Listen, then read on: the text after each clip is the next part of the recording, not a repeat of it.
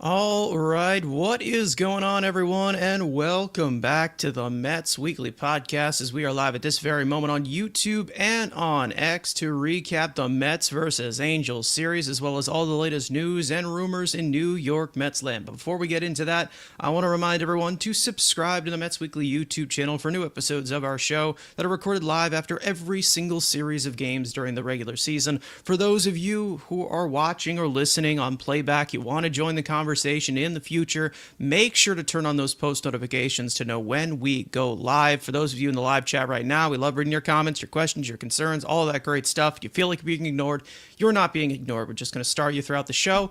We'll try to pull up as many as we can to keep the flow of the conversation going. Make sure to follow Mets Weekly on X and on TikTok for Frank's instant post-game reactions after every single regular season game, which are titled the Mets Frankly post-game. For our audio listeners, make sure to follow us on all of your favorite listening platforms to not miss the audio version of new episodes that go up at 9 a.m. the following day. Also, make sure to give us a 5-star review. That would be greatly appreciated. So without further ado, let's get into episode number 154 of our show. And the Mets are coming off of a sweep of the Angels. And obviously, we are getting very, very close to that important day on July 31st when the final moves are made. The final big roster moves are made, obviously, at the trade deadline, and we'll obviously get into that later. But the Mets have put themselves in a little bit better of a spot record-wise. There's still plenty of stuff to break down. Frank, you are here. You weren't here for last episode. I was here with Andrew,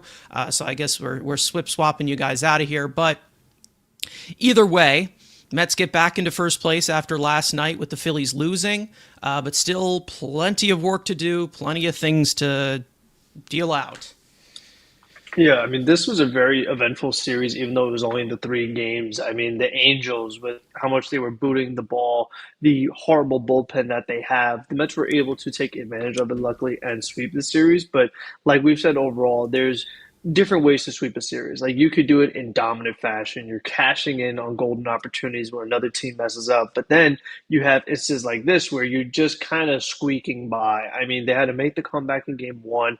They barely hold on in game two. And then even yesterday, I mean, Mendoza had to be very aggressive with how he used Edwin Diaz because they have the off day today. So it's just like it was no easy wins in here. Like it just felt like you had to fight for everything against not the greatest competition, which is not what you want to see. There was positive signs, particularly from the starting rotation, seeing them get healthy and kind of stringing out together. For the most part, good start after good start. Senga, not his best job, but we know he's capable of better. But I think more so just seeing a healthy Montas, what he could provide, for seeing a healthy Manaya, what he could provide. Those are encouraging signs. The offense, though, is still yet to just take off. Like you still have some guys here who are like slumping or not where they're supposed to be quite yet. And like you said, as we near the deadline and the starters are healthy, it's becoming more evident that they need bats. That is what they need to focus on the most. You have Brooks Raley back in the bullpen. That helps. Just having quality stars helps your bullpen automatically. They could use another reliever or two, but they need to upgrade the bats. We've talked about the countless times they leave men on base and just the winnable games that they lose because of those missed opportunities. When you're going to be fighting with the Phillies, you take the lead in the division, they take the lead back and forth the rest of the season. You can't have these like winnable games that you keep losing. So these gold opportunities that are stranded, you've got to cash in. So for me, I think they need some, at least a couple more power bats to just kind of fully keep them in first place or close to it because even the wild card that's not a cakewalk either. So to me it's like there's still more work that can be done going into the deadline. It has really felt like all season they just have not had a single game or a single stretch where they're firing at all cylinders, and it seems like they are capable of doing that. We're not asking them to be perfect, but again, it we still are have yet to see from expectation from this team, and whether they are 15 games over 500, it's really hard to just sit here and be happy about everything that we were seeing because it has been quite a journey to finish 9 innings every single night, to go into every single night thinking that, oh well, are we going to win this game? Are we going to actually pull this thing out? It still is not a fluent way they're playing baseball. They have had plenty of opportunities of departments carrying a lot of weight, but it's been not the easiest journey. And I don't know how the deadline is going to possibly solve things like this, to be honest. I feel like we're just kind of in a point where there's going to be some moves that are made, and I don't know if it's going to be decisions that are good enough. And that's kind of how I'm feeling right now going forward. We'll see what they do. We know that they're going to be opportunistic on that open market, but I'm not really expecting a big splash.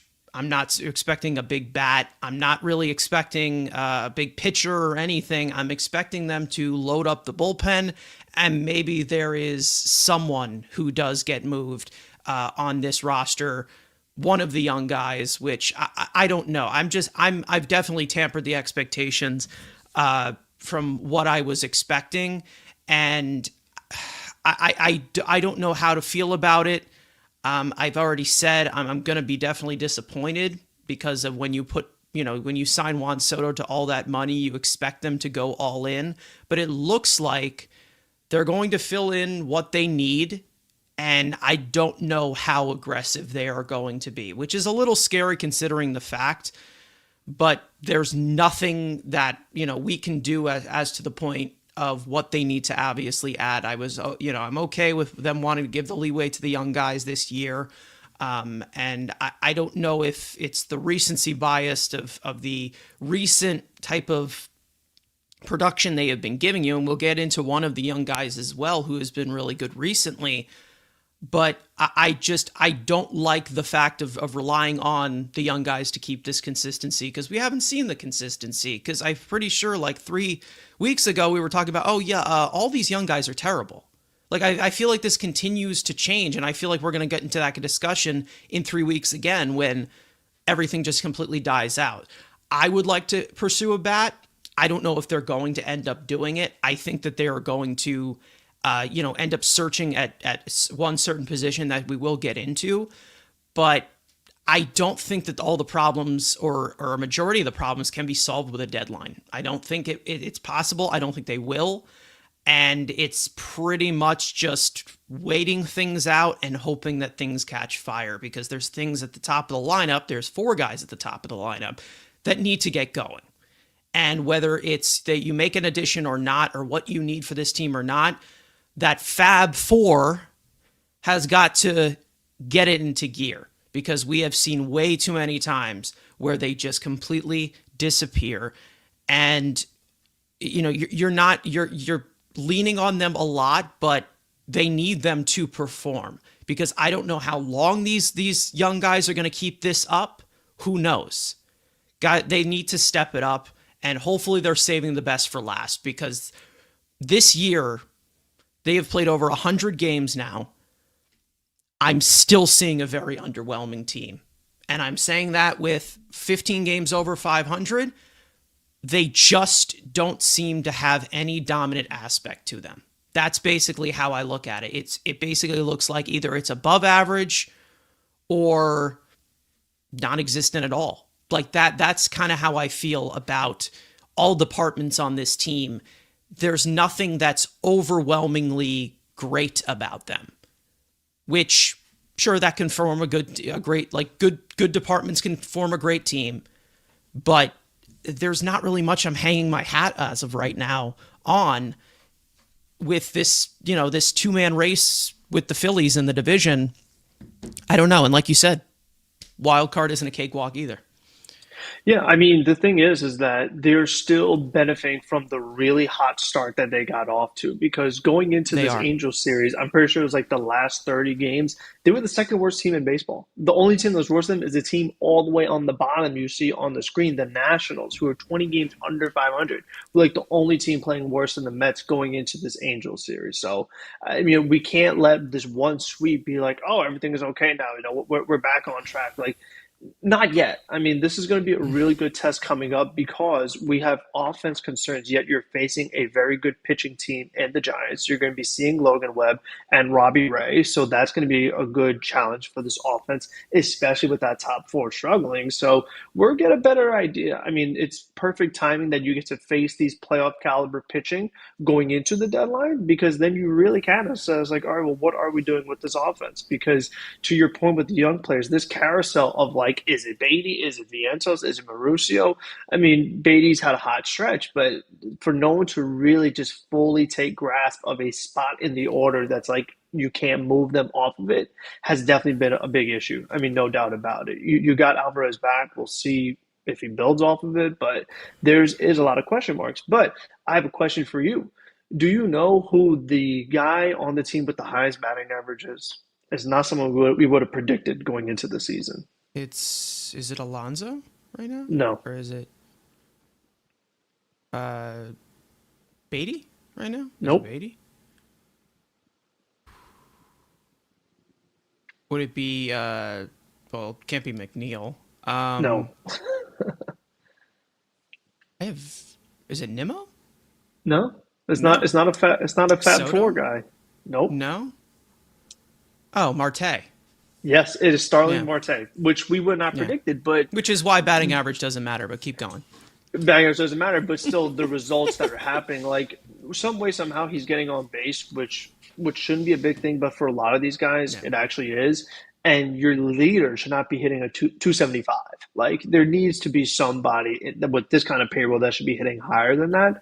So when we talk about the deadline, as far as like adding a bat, it would be the DH position we would think, but it's like why would you take out your highest batting average guy in a way too? So it's very weird. Like you said, there's a lot of external factors here, like the amount of bats that are available. There's not all that many, and like the one No. big one everybody wants. So, like we talk about whether who's available and what you could move that's already on your team. It's mostly like you said, the underwhelming aspect of it. It's like if guys just did what they were supposed to, what they've done in the past, what they're paid to do, you wouldn't really need to make any big changes to the offense because guys are just doing what they always do. But because of the underwhelming and these guys not performance expectations, is why there is that bigger need for a bat. Yeah, I don't know what the demand is going to end up being because of how few bats there are going to be available. I think it's going to be a little bit more marginal in some more departments offensively, which how it is going to be addressed at the trade deadline. We'll get into that eventually. Obviously, with what's happening on the field, like we said with the young guys, I feel like I'm reading a different story every day, obviously, because everybody with the young guys gets very, very excited of, oh, well, this guy came through today. This guy came through today. It's like, well, let's can we figure something out here and not just have everybody going in and out here? It seems like David Stearns is okay with this revolving door as of right now at third base, which is the main reason as to why I don't think that they're going to go after a guy like Eugenio Suarez at all. But the thing is that the most consistent part of this team needs to be that top four. And we've seen them go in and out and not stepping up when it is, needed. Obviously, we've talked about it with runners in scoring position when they come up with a lot of these different opportunities. Most of the time, they're not coming through, and it continues to be an issue. And again, they're going to have to get better. We know Lindor has been off to he's been terrible recently. At least he got a break out of it on the final game. Alonso has slowed down a little bit. Soto's been in and out. Nimmo's been the most consistent, I would say. But Soto he's is had his still bad hitting. stretches too. Yeah, but Soto's still hitting 186 with runners in scoring position. Hmm. Like it's stuff like that. It's like the overall season, the numbers look good, but when you're hitting 186, still, like you said, over 100 games in with men on Yeah. base from the number three spot in the order, like that's just you're getting paid 800 million. Yikes! That's just It's not what like you want to see. we're putting roaches we're putting blankets over roaches here. Like you have a blanket, it's nice warm one. You lift it up, you got plenty of under the hood here. We've got some issues. And I'm not going to sit here and say that a sweep of the Angels is what is going to keep me It's not going to keep me up at night. And, look, this is the thing. I don't know what they have to address here. I don't know what they're going to end up doing. We all know that every single team, there's no dominant team, as Turo was saying here in the chat. I feel like that's obvious. Like every team has its issues. But I just didn't expect this team to be as underwhelming with the expectation that was set to it. And obviously from an offense that is the most expensive department on the team, I just feel like we're grasping for straws every single time. I'm like, who showed up today? Who actually showed up in this series? And, I don't want to sit here and constantly talk about, the key players not coming through when that is what they are paid to do. Pretty much everybody, Nimmo, Soto, and Alonso are paid for their bat. Lindor's paid for other different things. He's got so many different tools and he can give you from all aspects, but we're also paying Lindor a lot to hit too. That's what they're getting paid for. So that's the best value they can give to this team. And it's really, really hard when you have three guys just completely disappearing for one stretch and then one of them doing something and one of them heavy lifting and getting solo home runs. There's only so much you can do there. And, an offense like this, with this much talent, with this top four that we know is capable of a lot more, they should not be middle of the pack or close to the end of the pack in scoring runs. It shouldn't happen. It really should not end up happening. And I know that everybody talks about it as well. They're taking these quality ABs. Well, guess what? Quality ABs should be turning into quantity of runs eventually because it's not happening. We are 100 games in. So when is it going to happen? Because I just don't know how many times we can say this where this is just what this team is. And I don't want this team to be just what this team is when it's a $350 million payroll that struggles to score runs consistently. Ricardo said, I've said it, this team is very boring. At times, yes. At times, they are boring. They are very boring. I don't know what they have to add in. I mean, they're 4-0 since Pablo Sanchez visited the field. I was actually at that game, so they're 4-0 since I visited Citi Field. So I guess that's what. And 3-0 since I went. So 3-0 since you went. So again, it's just I don't know. I feel like we're just missing something. We're missing there's like a gap that needs to be filled with this team, and for some reason we're just not getting that same feel. I feel like we're just not getting that same feel of not just a championship team, of a contending team. It just always seems like every single game is a fight to the end. And yes, you're going to have tough games, but against teams that you're better than that. Then the Angels have a decent lineup. They've had some decent pitching performances, but their bullpen is terrible and their defense is terrible. Take advantage. They had plenty of those opportunities where they were giving you free bases. They didn't come through.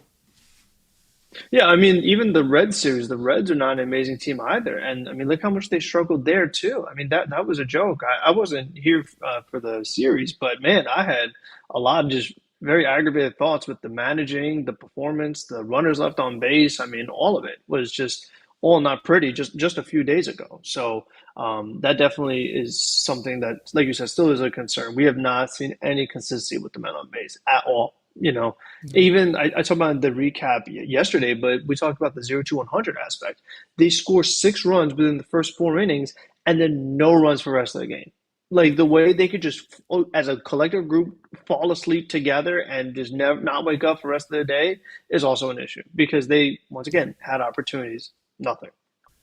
Yeah, I hate the fact that I'm looking at a $350 million payroll with this team every single day. And listen, I'm not paying it. It's not my money. But again, time and money is always invested by fans into their team. The fact that I have to look at a $350 million team and say, well, is the most expensive part of the team going to show up today? That's an issue. It is. And I've said this since game 1. And I will continue to say it. And everybody can quote me on this. if the Mets end up getting eliminated at all, if they make the postseason, which is likely, if they end up eliminated, it will be the offense that tears them down. That is what is going to happen. It's not going to be the pitching or the lack of talent or this team's just better than us. The offense is going to make their own bed if changes are not made.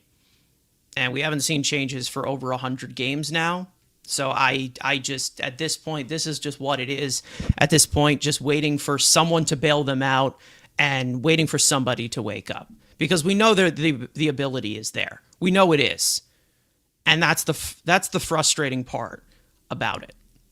I think that's the main reason as to why we should not have premium run totals on an offense that has that type of production. Like you just said, not even in the Fab Four, Starling Marte, the best batting average on the team, he is still producing. Not the best, but he's still producing. Not at a DH level that you want for $20 million, but still producing. Then you have Brett Baty, who's been good recently. We'll talk about him later. You also have Francisco Alvarez. In this series, he looked to be back to his old self. I don't know how long that is going to end up sticking. And then you have the rest of the lineup, which it's whatever. Mauricio, in and out, Acuna. I don't even know how you want to put it in there. But you have these guys individually producing. Taylor. You have these guys individually producing, a decent amount of these guys individually producing. And I understand when David Stearns said, the deepness of this lineup is there because they are all producing individually.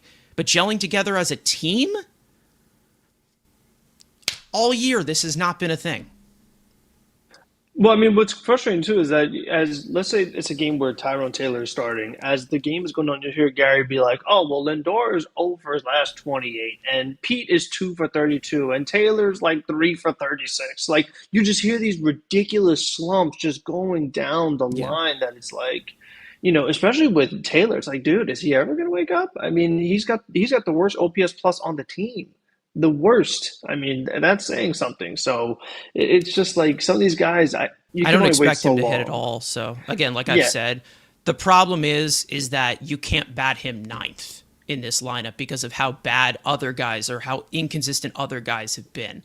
And that's the main reason as to why they're going to have to address the center field market. And it sucks because I think Taylor's a decent fourth outfielder, but it's nothing more than that. Yeah, it looks like they're leaning more towards the idea of start McNeil in center and then put Taylor in later, and you put like Beatty at second and Ronnie at third, and you figure out from there. So that's again where like the fit thing kind of comes into question because it's like, well then, with Vientos, like you said, with the young players, they can't wait any longer here. Like they're all in right now. They're not a rebuilding team that needs to have the young guys play. The young guys do not have to play. They just need to win games. So if that means Vientos has to go to the bench and you actually bring in a true DH or Marte has to stay a DH or whatever, then so be it. Like you have to put out the guys that give you the best chance of winning. And right now, a lot of these young guys are not the best chance because they have continued to struggle constantly. Yeah, I think there's been a lack. I think the lack of results is what continues to keep it as a huge impatience with these young guys. And it's more just to become up with the expectation of what we know that they're possibly capable of what they were scouted to be. And it's just not doing it for me. Like it just is not doing it to where I'm like, okay, these are future pieces to the team. I don't like the fact of it's like, well, we have this top four in this lineup, maybe a veteran DH in there, and then the rest of the lineup will just be prospects. Like that's it. Like that's just not, it's not good enough. It's not good enough. And whether we talk about guys individually, the way that it gels together, especially when you're talking about a position at third base where three of these young guys are likely to get playing time at, it's just it's a logjam of where these guys aren't going to consistently produce if they're just going to continue to reverse things in and out. I still think somebody from that position player group has to go of the young guys, whether it's Beatty, Mauricio, Vientos, or Acuna. One of them has to go. Acuna's out. Acuna, I don't even consider him in the conversation. Like he's gone. I mean, he's just a Well, runner he's to still on me. the roster. So again, He's that's on the the thing. again, but he's on the roster because they have no AAA depth, and because Jesse Winker's hurt and Jose Siri's hurt. If either one of those guys are healthy, Yeah. Acuna goodbye. But the other three, I don't know. I feel like because of minor league options, it's not Vientos. If anything, it's Ronnie. He's the one that the reason why they're having a really big issue too is because Beatty's left-handed struggles against left-handers, but Mauricio is struggling so much against left-handers too. So they can't even do like a platoon thing or whatever. It's just like they have too many guys. Like to me, Mauricio and Vientos are too similar. Like that's where they really got to make the decision. I think because of minor league options, Mauricio's gonna be the one that goes down, but those two are just too similar. You can't have both there. I mean, they both don't provide speed. But one's not hitting against left-handers. Defensively, Mauricio is a little better, but he still doesn't Yeah. wow me for third base, especially with the guy we just put in the Mets Hall of Fame over the weekend. Like that's what a real third baseman looks like. So they are far from that right now.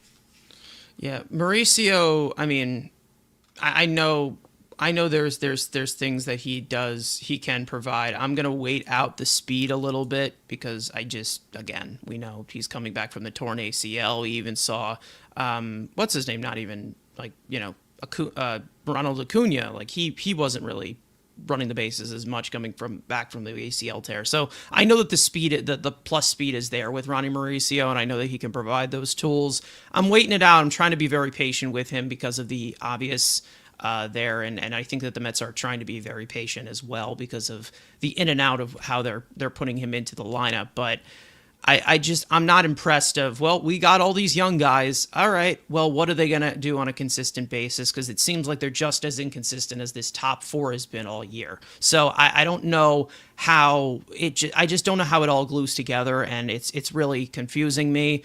Maybe it all comes down to a point where the final stretch of the season they all start to play well, but I don't know.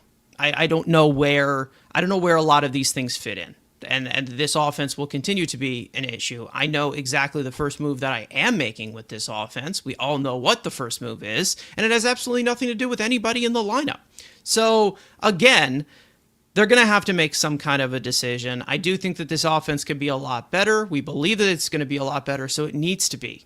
I mean, it does. It really does need to be a lot better.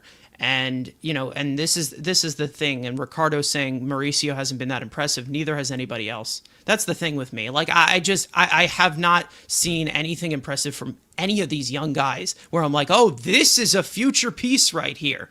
The best has been Brett Baty, who still hasn't been amazing.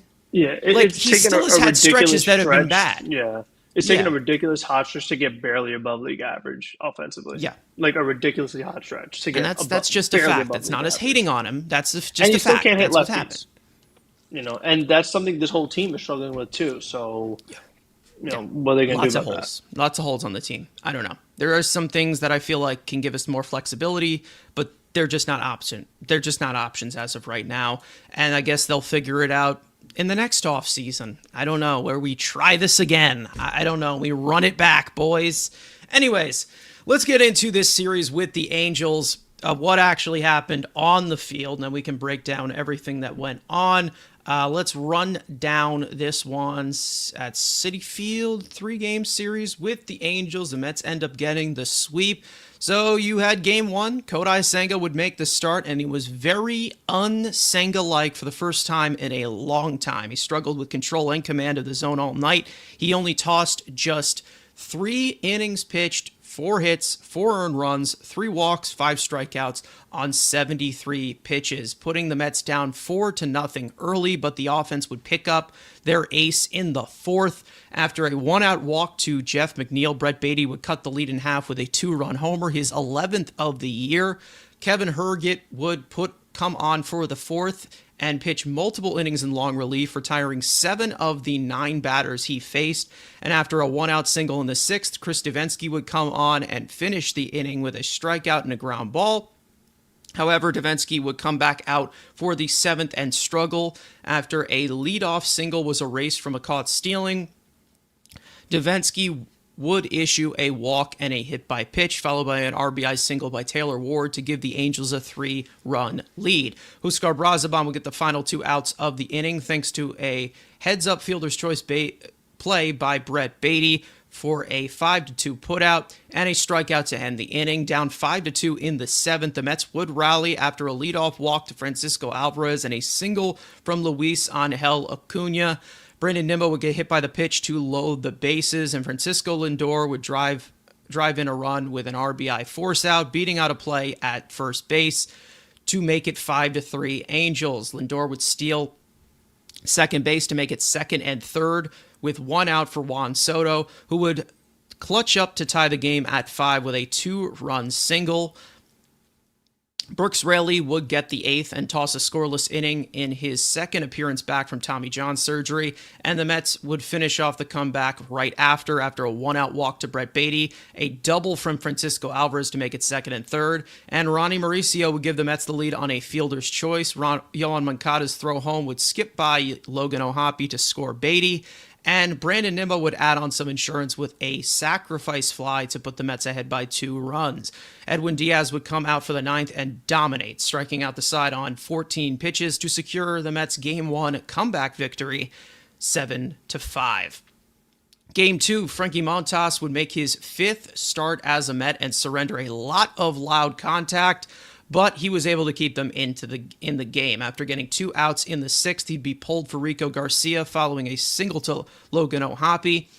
Garcia would strand the base runner to close the book on Montas. 5 2/3 innings pitched, 8 hits, 2 earned runs, 2 walks, 6 strikeouts on 91 pitches. Down 2-0 in the 5th, the youth would get the job, would do the job once again. A 2-out double by Brett Baty following a game-tying 2-run homer from Francisco Alvarez, his 4th of the year. Ronnie Mauricio would follow with a single and a stolen, and he would steal second base to set up Brandon Nimmo for an RBI single to give the Mets the lead. Rico Garcia would come back out for the 7th and get 2 outs via the strikeout and hand it to Reed Garrett, who would finish the inning after a wild pitch. Garrett would come back out for the 8th and toss a 1-2-3 inning with 2 strikeouts. And with Edwin Diaz unavailable, the Mets would go to Ryan Stanek in the 9th, and it would get a bit rocky with 2 hits allowed, but he would finish it off getting Mike Trout to pop out, securing the Game 2 victory, 3-2. Game 3, Sean Manaea would make his 2nd start back from injury in this series and turn on a solid outing, with the only blemish on his line being a solo home run to Mike Trout in the 3rd inning. He'd end his day with 5 innings pitched, 2 hits, 1 earned run, 2 walks, 5 strikeouts on 82 pitches. The Mets would take an early lead in the 1st inning thanks to a leadoff home run by Brandon Nimmo, his 19th of the year, and tied 1-1 in the 3rd. The Mets would start to break away after a walk to Tyrone Taylor and Brandon Nimmo getting hit by the pitch. Francisco Lindor would give the Mets the lead on an RBI single, snapping an 0-for-31 stretch, and Pete Alonso would launch a moonshot to the second deck, his 22nd home run of the year, a 3-run shot to give the Mets a 5-1 lead. In the next inning, after Mark Vientos' leadoff double was erased on a fielder's choice to third base, Brandon Nimmo would follow it up with a single to make it 1st and 3rd. And Francisco Lindor would add on to the lead with a RBI single, his 2nd of the day, to make it 6-1 Mets. Huskar Brazaban would get the 6th and work around a 2-out walk to toss a scoreless inning with a strikeout. Jose Butto would make his return from the injured list in the 7th and struggle, allowing back-to-back singles, a wild pitch, and a 2-run double to Chris Taylor, cutting the Mets' lead to just 3. The Mets would pull Butto with 2 outs for Brooks Raley, who'd work around a walk of his own to finish the inning. Raley would come back out for the 8th and get the first 2 outs via the strikeout and flyout, and the Mets would go to Edwin Diaz for a 4-out save. And aside from hitting 2 of the 6 batters he faced, Diaz would notch his 21st save of the year in the 9th, and with 2 strikeouts to complete the Mets' 3-game sweep of the Angels, 6-3. The Mets are now 59-44 on the season. With the Phillies losing to Boston last night, they jump right back into first place in the NL East, with the MLB trade deadline just a week away. So there is your full rundown of that series.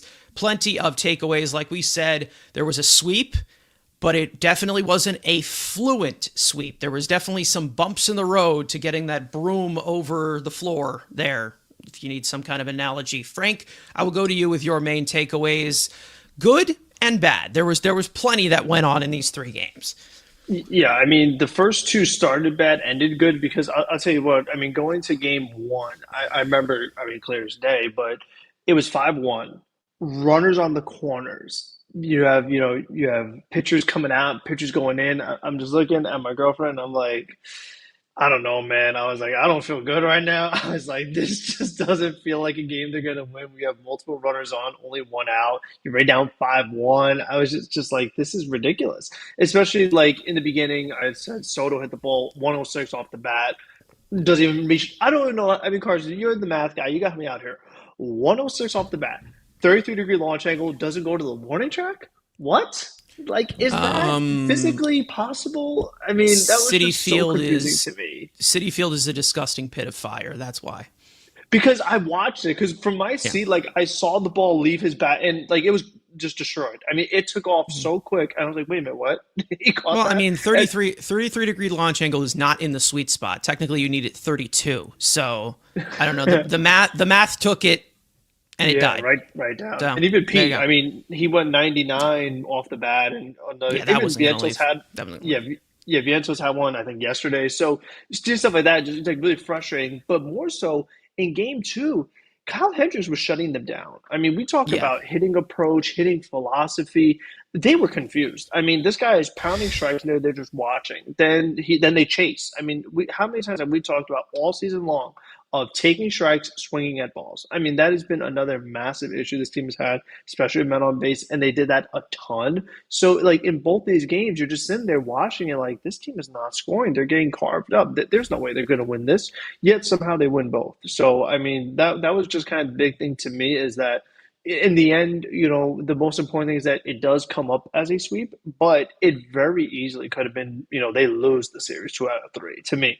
I mean, just from the way both these games were going, they were able to, piece it together. They had, they had a lot of contributions, like you mentioned, like, Acuna got a hit here, and Mauricio reached on the field of shorts here, and then Alvarez got a hit there, and Baty hit a home run, and Soto got a hit. So, like, they had a lot of guys step up in order to get the sweep, which is what you need. But overall, just the way they went about it was concerning. And for Senga, like that was his worst start of the year, no doubt. He needs to Ever. be better. Yeah, ever, Ever. because he was on that streak of like 3 earned runs or less for a bunch of starts in a row. That's over, but. I think overall he's still working his way back from the injury. He shouldn't be walking that many batters. Like there was just no reason for that. But I feel like he'll be better. But I love what I saw from Manaya again. I mean, we talked about when he first came back, his pitch selection. We were like, oh, is this something that's going to hold up? And they said on the broadcast, like he flat out ditched one of his pitches, and he is sticking to like this smaller arsenal of fastball sweeper. You might throw in like another pitch or two here or there, but I like that. I like that you're seeing guys who is a veteran. I mean, he's in his 30s, who is now becoming the best version of himself. Who would like he tried so many different things and is like, you know what, this is what works. This is what I'm gonna do.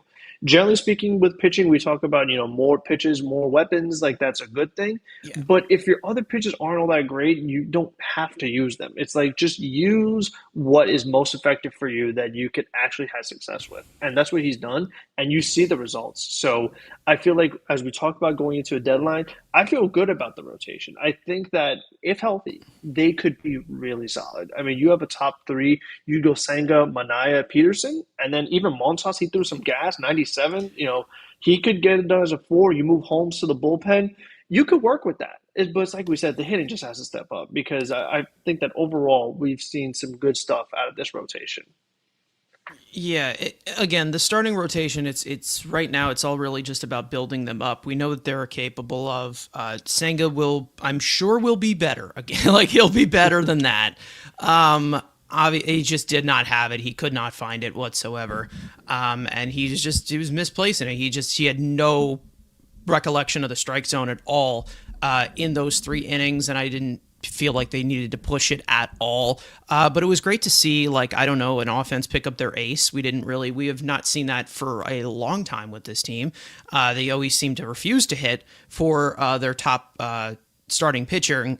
Manaea looked sharp to start it off. Towards the end there was a massive dip in velocity. And I'm not talking about a tick or two. We were talking about like 85, 86 miles an hour fastballs that he was throwing.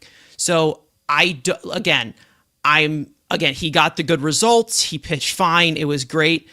But I'm a little bit concerned with what the health status is with him.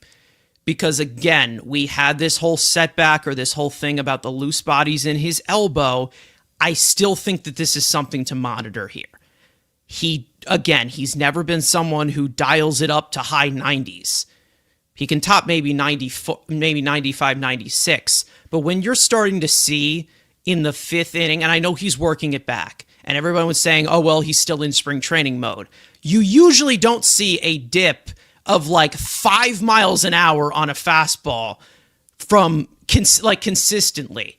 So I'm a little bit concerned there. I want to see if that velocity continues to sustain, because if he's going to be using these two pitches, he's going to have to dial up the fastball a little bit more. He was locating fairly fine. It's just the velocity really dipped. And I don't know what the health status is with him, if he's trying to just ramp up. They said that it's possible that maybe he needs surgery at the end of the year for the loose bodies in his elbow. I'm really trying to sit here where I'm like, okay, I'm trying not to freak out. But when I'm seeing 85 to 86 mile an hour fastballs from a guy that I know can stay in the mid 90s, I'm going to get a little bit concerned in that fact, especially when we had a report about the loose bodies in his elbow, because this is a very serious thing that you really, really have to be cautious about in terms of, with Sean Manaea, especially with him changing that arm angle and things like that. It's just the quality of how it looked, a little concerning. And the Angels suck. You can pretty much get away with a lot of it. But again, hopefully he can maintain it, and hopefully it's just him ramping up. But it was definitely a big margin of drop to just not just say, well, this is just spring training mode. I don't know if you noticed it, but we were seeing a massive drop in velocity from Sean Manaea in those last two innings. And yes, he got the good results. Yes, we can say it's fine. He pitched a good game. But when I have this blinking red thought of the loose bodies in his elbow, that's when I really start to feel the concern of this velo drop, not because of him, not throwing hard in general, but because of that blinking red thought in the back of my mind with the elbow injury that he experienced during his rehab. So I don't know if it has anything to do with that, but again, I feel like we're on a very, very rough balance right now with Sean Manaea. I'm a little bit worried of how this holds up, but maybe there's going to be a start next time where he's fine and we could all forget about it. But that's just how I feel right now with that whole elbow thing floating around our heads right now with Sean Manaea. I don't know if that's your feel. I mean, we've talked about it before, but again, I mean, that's a big jump. That's a big jump. It's a big dip in velocity to not be somewhat concerned.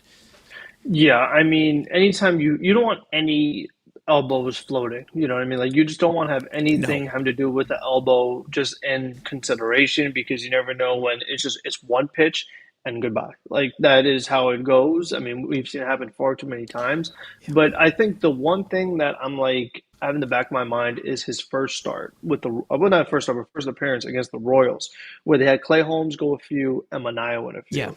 I think that might have to be the route they go in the postseason if they want to keep these possible. guys at their best possible route, because I think the days of, Manaea goes seven, I don't see that. I got to Yeah. be honest with you. I don't think it's a good idea. Like, could he do it?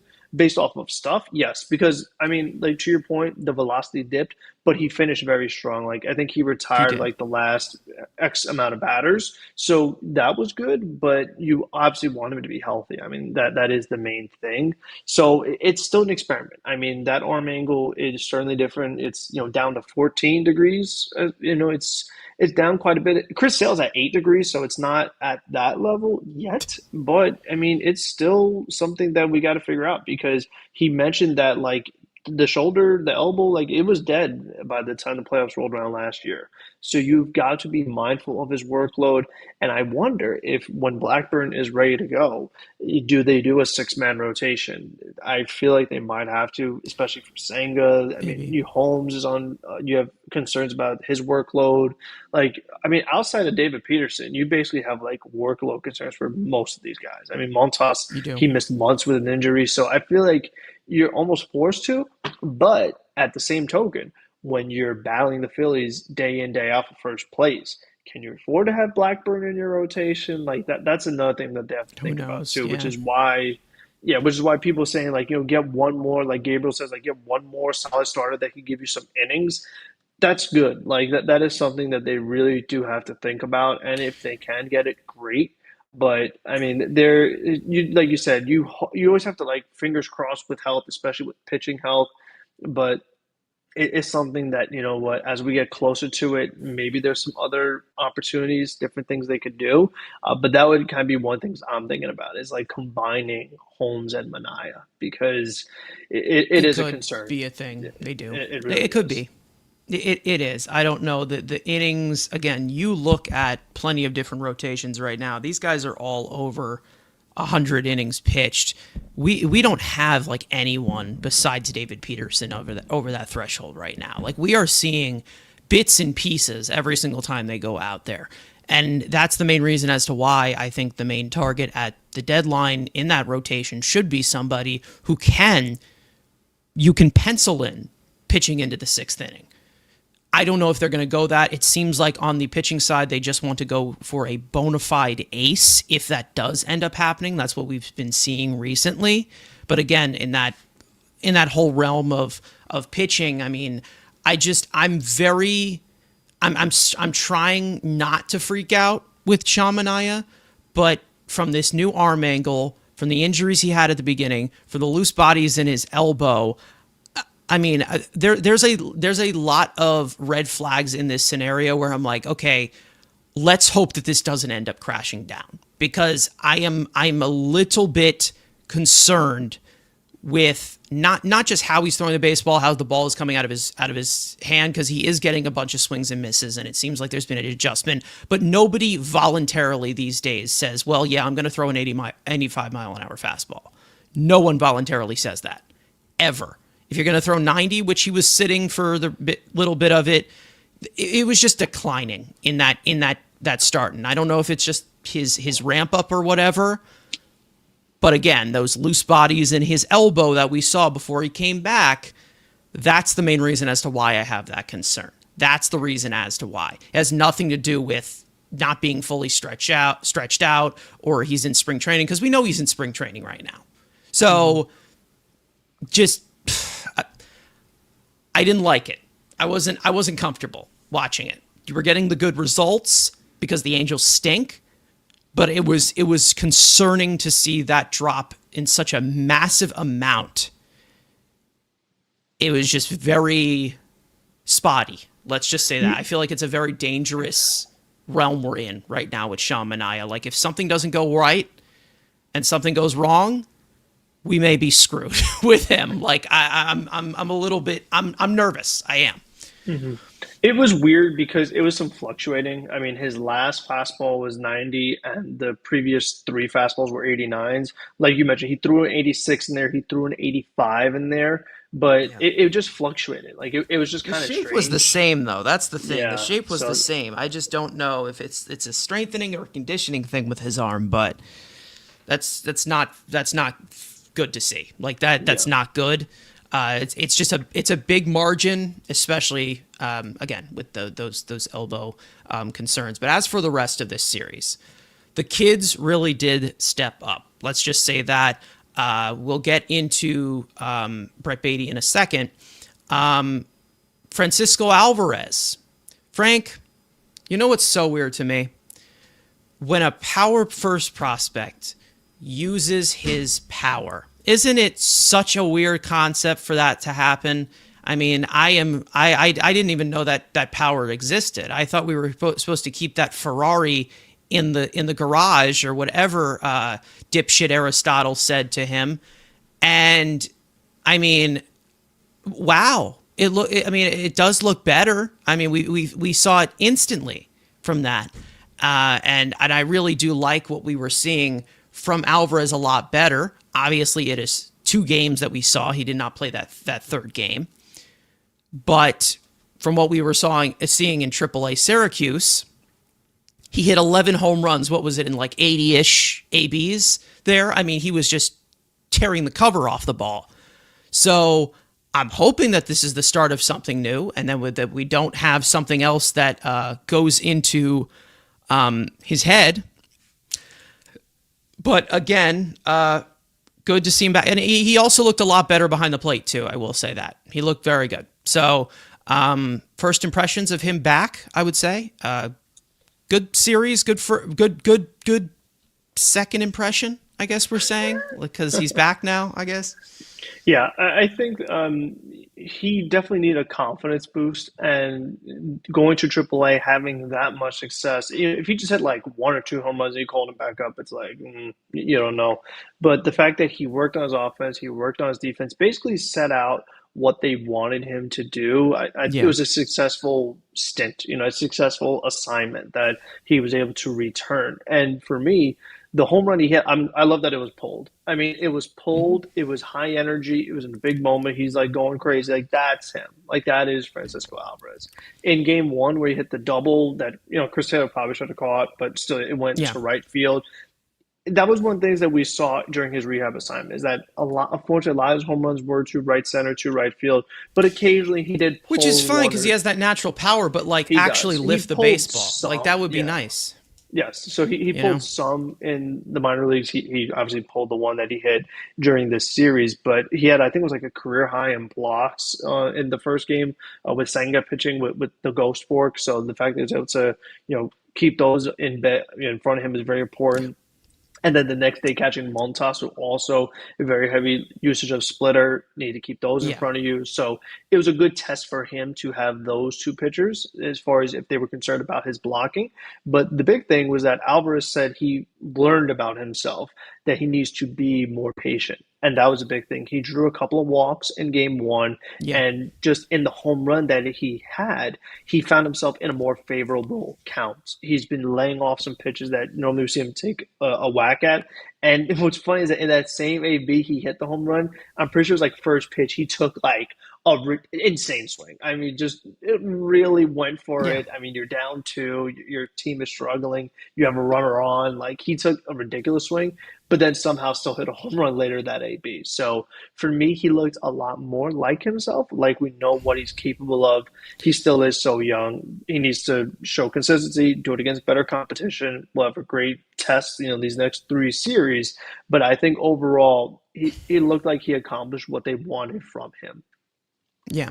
I mean, obviously it's 2 games. We'll see how it carries over. I've always talked about, he's shown a lot, but then there would be times where he would just disappear for like 6 days and we just had nothing to see with the bat. And obviously he's a catcher. You don't really expect the biggest of, every catcher to be, Cal Raleigh, what he's doing this year. But again, it all does come from more of a consistency thing, but I also want to see him be Francisco Alvarez. And we got some comments about this a few weeks ago from the AAA hitting coach, JP Arencibia, who had some comments about it. And I'm just going to read them off here. And I'm not going to be subtle. I'm not going to try to say that this is subtle, but I'm just going to put it here. He said, "This guy's God-given ability to hit the ball as hard as anybody. If you look at Alvarez's 2023, I'd give my dang right arm for that. You grow from what that was. I think he went a different way. I think by trying to be this guy, he wasn't. It's like any of us. We are the best versions of ourselves when we are fully authentic. That's what he is getting back to.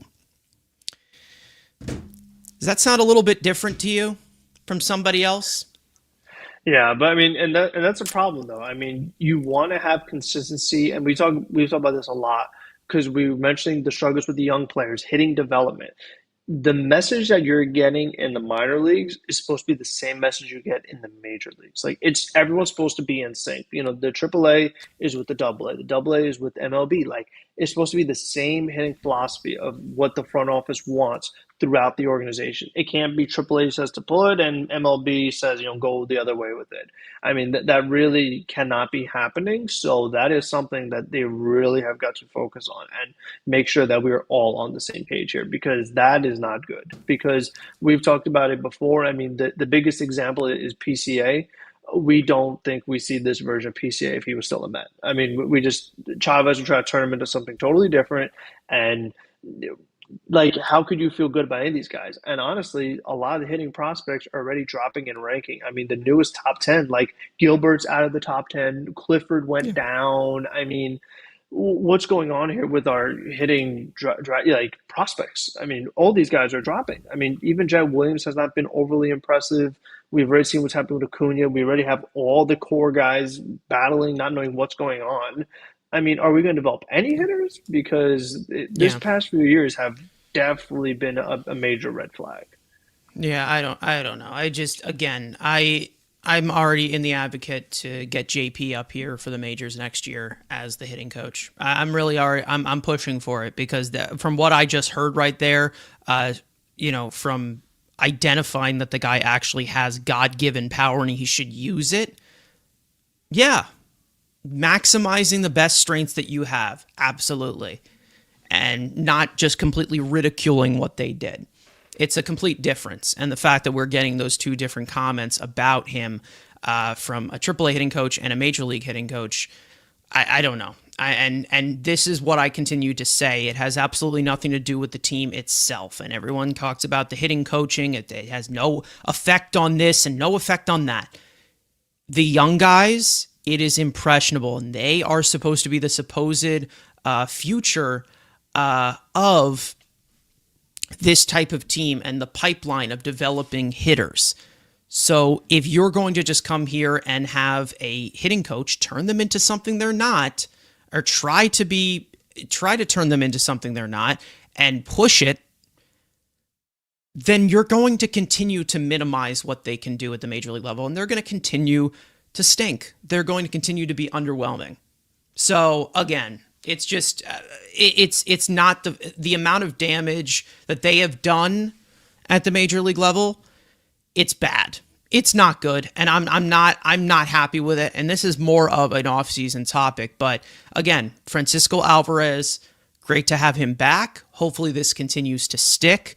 And I'm hoping that he does not have any discussions with any other hitting coaches, and I hope that he has JP on speed dial. That's what I hope, because if Alvarez could provide something from outside of the top 4 of that lineup, it definitely deepens the lineup, and it definitely makes the lineup a little bit more feared as well.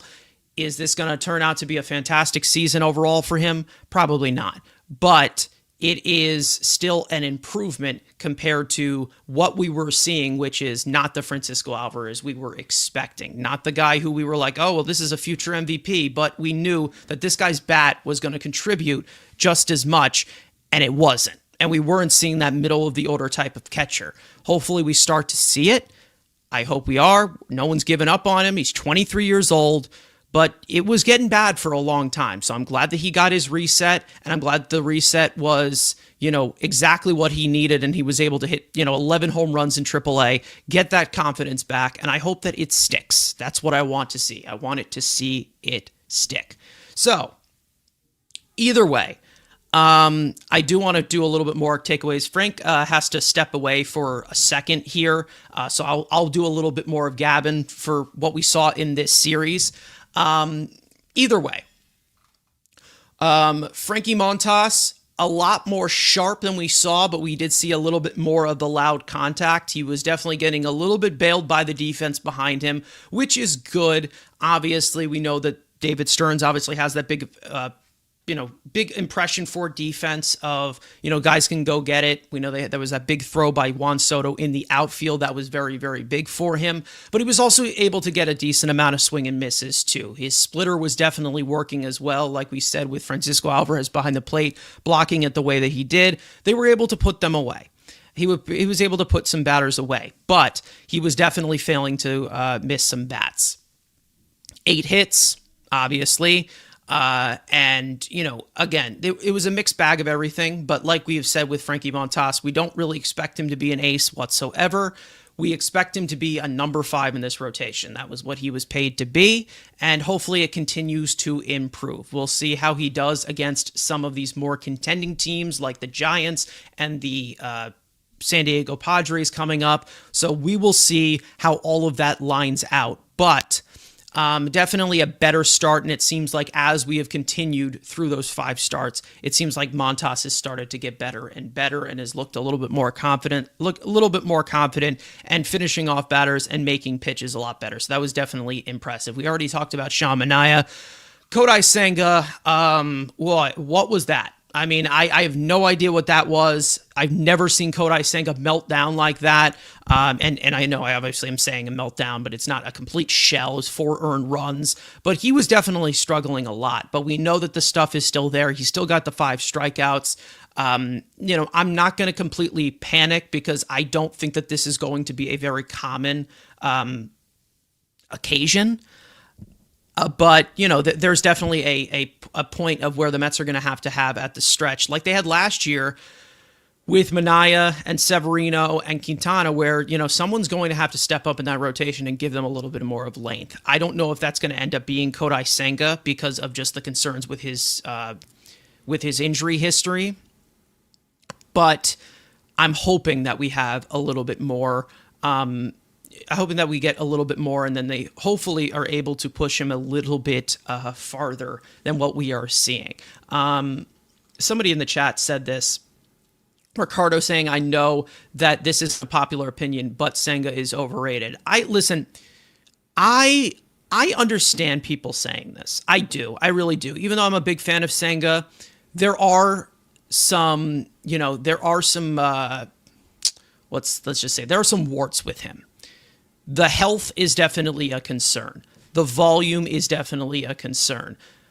Consistency is definitely not a concern. The overall production is not a concern. I think it's more of just getting quantity out of him because you can get quality out of Senga every 5 days when he's out there on the mound and when he's healthy.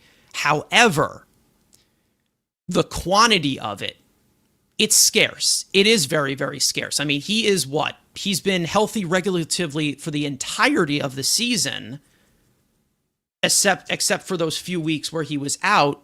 But even before that, I mean, he just passed 80 innings this year.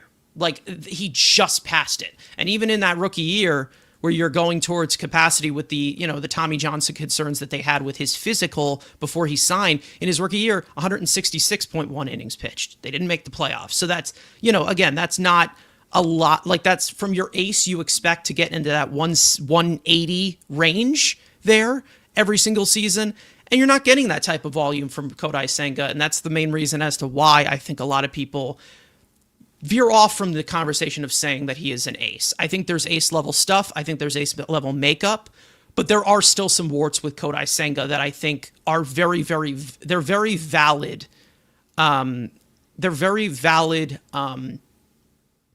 Takes to have. So if somebody would say that what you get from Kodai Senga is very overrated, I would not disagree with you. I would not disagree with you in the current context of how it has gone in his tenure. I do think he's a really good pitcher. I think at his very best he is. But again, there's some factors to Kodai Senga that are, they can definitely handicap you a little bit. We've talked about having a 6-man rotation with him because he needs an extra day. We've talked about his health before, of him not being, we've talked about, a usual 5 innings. We've talked about things like that, where, there's makeup here, but there still is a lot that he needs to more push towards. I think we've talked about that before. Frank, I remember you having this certain conversation, talking about, Kodai Senga, of like, what are you going to get from him? Like, what is the workload that you're going to give to him? Obviously, they have complementary pieces that can kind of help him, cover this up a little bit.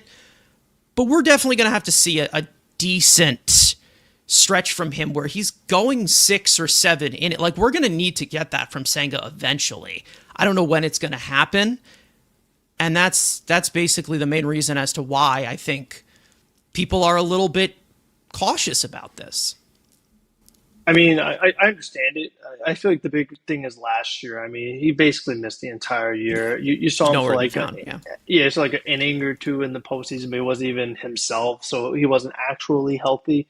But I think it's also the nature of the injuries. Like, someone hits a pop up and your calf is done, and then Pete throws a Yeah. bad throw and your hamstring is out, and then all of a sudden your triceps, you're supposed to be like last year's supposed to be back in like what was it, May or June? He's not back till like August, So it's stuff like that that these past couple of years has probably soured a lot of fans on him as far as Yeah. trusting him, which I totally get.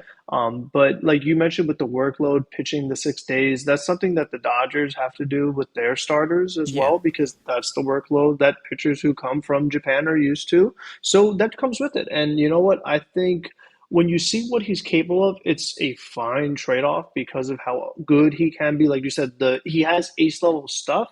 He just doesn't have the ace level workload yet. And will Yeah. he ever get there?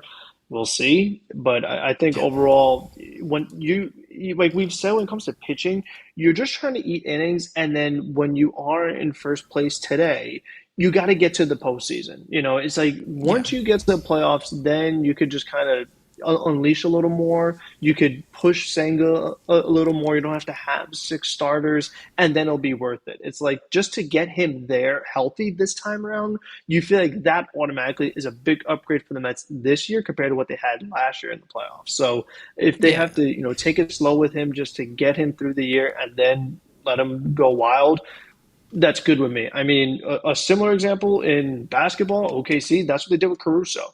Alex Caruso, injury history, they kept his Yeah. minutes at a certain amount. Then once the postseason came, they let him go, and he was Yeah. huge for them. So if that's how you have to treat some players. I mean, not everyone is like super durable, reliable. Like some guys with their, for whatever reason, they have a lot of injuries. You got to have a different approach with them. You can't be the same with everybody. And especially with baseball and pitching, it's like glass. I mean, you've Yeah. got to be very careful with how you are moving it. Yeah, again, he's still giving you the peripherals of an ace, but you're just not seeing the volume from it. We've talked about it throughout the entirety of the rotation. Clay Holmes is another example of this, where we have not seen him going deep into games. We've seen him struggle to get out of the sixth. There's been plenty of these times, but there's been a decent amount of these guys have been healthy throughout the year, which is good. And if they're looking at it to kick it into gear later on, that's fine. But again, there's going to be games in the regular season that should be treated like playoff games that are coming up. And we'll see how they do execute that, and how they push these guys. But, it's all about these guys getting healthy right now.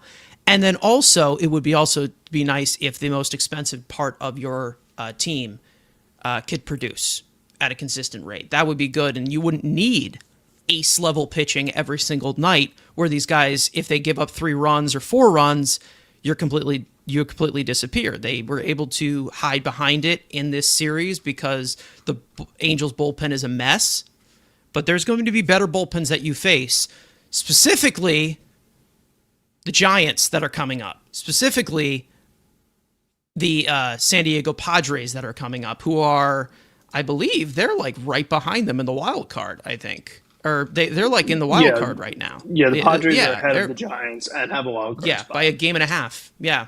So again, these are both playoff race teams. So this is a big stretch coming up here. Either way, we're already going overtime here, but either way, it's an off day, so I don't think we really need to completely limit the time. We don't have a game coming up yet. But let's get into some studs and duds of this series. One player that was really, really good, we wanted to give the flowers to. One that was not fairly good. Frank, I'll go to you for your stud of this series. Who do you got? Yeah, I mean, not a surprise, but I have to give it to Alvarez more so because of when he got the hits. I mean, they were big ones. Yeah. Game one, making the comeback, but game two, like I said, Kyle Hendricks was shutting these guys down. Like they needed Yes. something, down 2-0, and Alvarez, it was one hit, but it was the one big hit. So it just felt to me that it was like he needed it, they needed it, and again, just to see the emotion out of Francisco Alvarez, even though it was only like the middle of the game, like you could just see how much that one home run meant to him. Like he's like, tugging the jersey. He's like getting so pumped up. He needed that. I mean, with the kind of season it's Yeah. been for him, being sent down to the minors, and just seeing the difference it can have for this lineup. Because, like I had mentioned a couple episodes ago, but Terrence had really been struggling. He had been a little better in the Cincinnati series, Yeah. and it looks like he's starting to kind of get back on track. But before that, he was brutal. And I have to be honest, sitting in the crowd for Alvarez's first game back, I was shocked that he got a standing ovation because to me, the people that are giving a standing ovation were the same people saying that he was overweight and dumb and needed to be cut. So Yeah. that's just the And I nature of still I sports still agree with sometimes. that. Yeah. Yeah. So that's something that can happen, but just overall that the fans are behind him, and if he could, I really hope he could keep the success because that would be a major piece. Because we talked about the young guys at third base struggling, center field, DH, all these other things. If like we know with how baseball is, if you have a hitting catcher, I mean, what a luxury. So I hope that he's not going to be his best self, but just better than what he was. Just be above average at minimum, show some power, it could make a huge impact. Yeah. I mean, obviously the kids were in this center stage, but I'm actually going to go to probably the oldest guy on the team, right? I think. How about Brooks Raley? Good to have him back. Two really good outings from him. Quick and easy work in the first one. He struggled a little bit with his command yesterday, but it seemed like they were pushing him a little bit more. I mean, I think he threw like 25 pitches, third pitch, and that's a lot coming off of Tommy John surgery. They definitely Also pushed an up a down. lot. Also an up down too. So I'm not going to completely freak out about it, but again, they are going to need to search for bullpen help at this deadline. It's a need, but to have Brooks Raley back here, throwing from the left side, it's definitely an upgrade compared to Jose Castillo or whoever else we had during this entire year. Who I mean, we've had quite a few lefties who have not been fantastic. So to have Brooks Raley back, we've talked about Brooks Raley. We've hyped up Brooks Raley for a long time of talking about him being one of the best relief pitchers from the left side in the game. And he's still, like a fine wine. Tommy John surgery doesn't seem to affect him at all. I don't know. But yeah, great series away from him. And then, he was definitely big in those situations too. Cause we had some close games he was coming into. So again, he definitely was tossed into the fire, and it seems like the first two tests he passed with flying colors. To the dud category, there's two noticeable duds, I think, in this series. I don't know how you want to dupe this one out, but it's whatever. Yeah, I'm going to go with Jose Butto. I mean, that Hmm. definitely was very frustrating. He really threw off the game plan yesterday. I thought with it being his first game back after being sick, they were going to do something like Mania 5 innings and then maybe Butto like one or two and then see where they were at. They went Barazban first.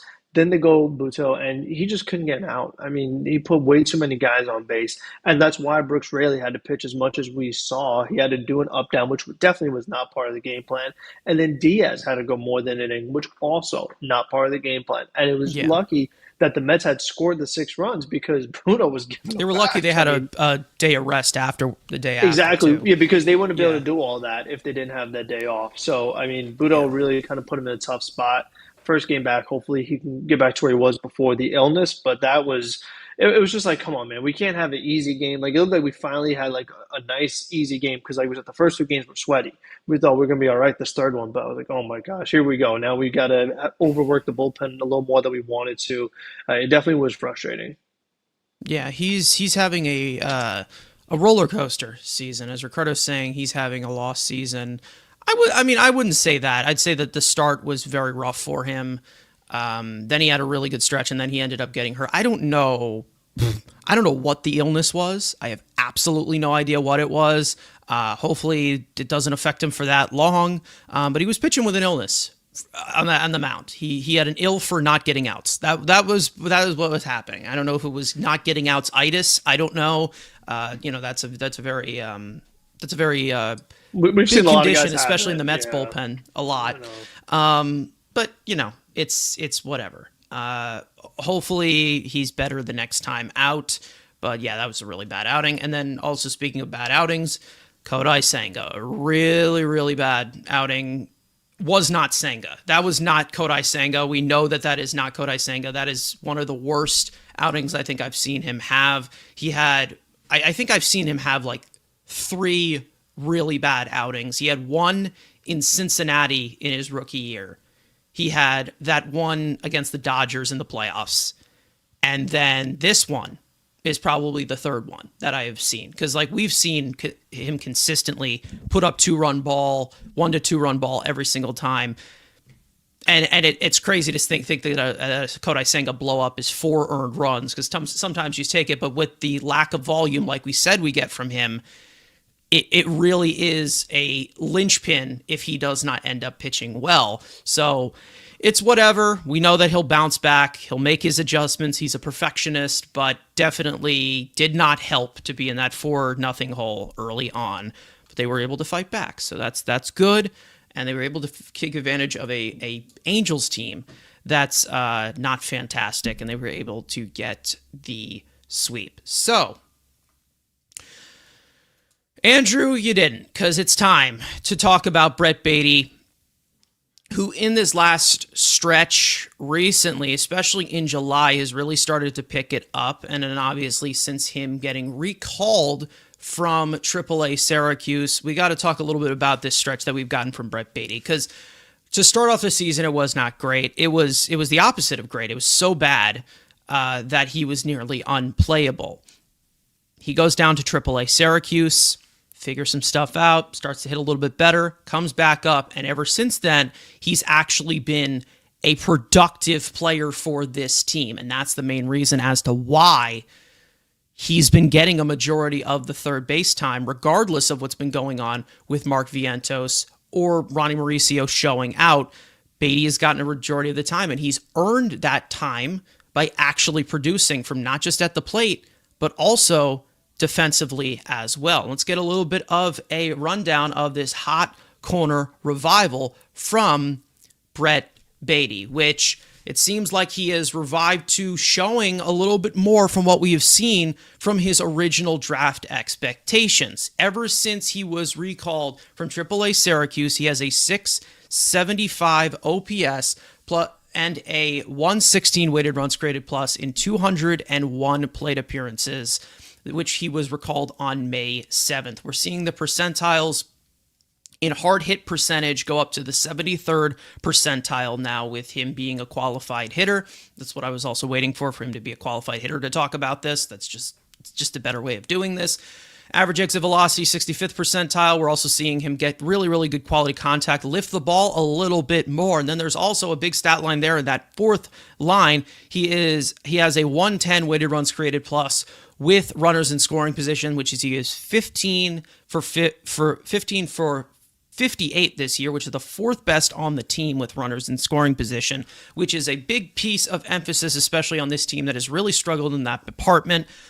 We are seeing the chasing going down a lot more. He is taking a lot more pitches. He is walking a lot more. We still see a little bit of the swing and miss game, but that's more just with the secondary stuff, and we'll get into that. And then, of course, on the third base side, a +4 defensive run save, a +3 outs above average. We are seeing the arm strength as well has improved a little bit from him compared to last year. He's been really, really good defensively. He's been making a lot better decisions as well. And then the overall numbers this season, they don't look fantastic flashy because of that awful start that he had to start off, but he's slashing 238, 294, 429. We have a 104 weighted runs created plus for this season, 33 runs batted in, 11 home runs. We're seeing a little bit of a power surge from him as well. He's also stealing some bases as well and been running the bases too. So we've been seeing Brett Baty start to come around a little bit. Am I, are we at a point where this is, the everyday first baseman for the next 10 years? Who knows? But at least, and I think, Frank, you can agree with this too, at least we are seeing something from Brett Baty, where it's not he's a complete unrosterable player that belongs in AAA for the rest of the season while Mark Vientos completely pops off at the third base position regarding anything he does at the hot corner defensively. So it's been very impactful from Brett Baty. He's had a really, really good stretch recently. We'll talk about it in full breakdown. But Frank, we're getting something. That's what we are seeing. We are getting something from Brett Baty, which I guess is the best you can ask for right now, especially from the depth in this lineup and from the other young guys that have struggled a lot this year. I mean, like we said, it's a battle between him and Mauricio and Vientos. So you're hoping that like one of these guys could just win the job.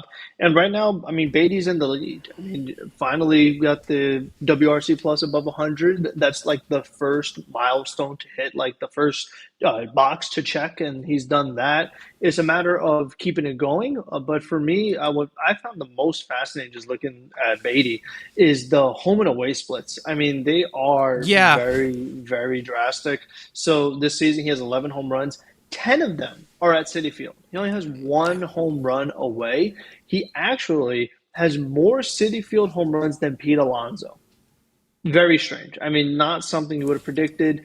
Now, yes, he has played more games at home than on the road, but if you want to switch it to like batting average and OPS, he's hitting 289 at home and 171 on the road, 905 OPS at home, 488 away. And that is just not usually what happens at Citi Field, because Citi Field is not a hitter-friendly ballpark, but it's just something that definitely is very fascinating. I mean, just to see a difference that drastic is something that I'm very curious about. I mean, I feel like eventually and that's kind of why his average is in between that, but he's not as good as he is at home, but he's not as bad as on the road. He's like somewhere in the middle, and he just needs to find that overall consistency.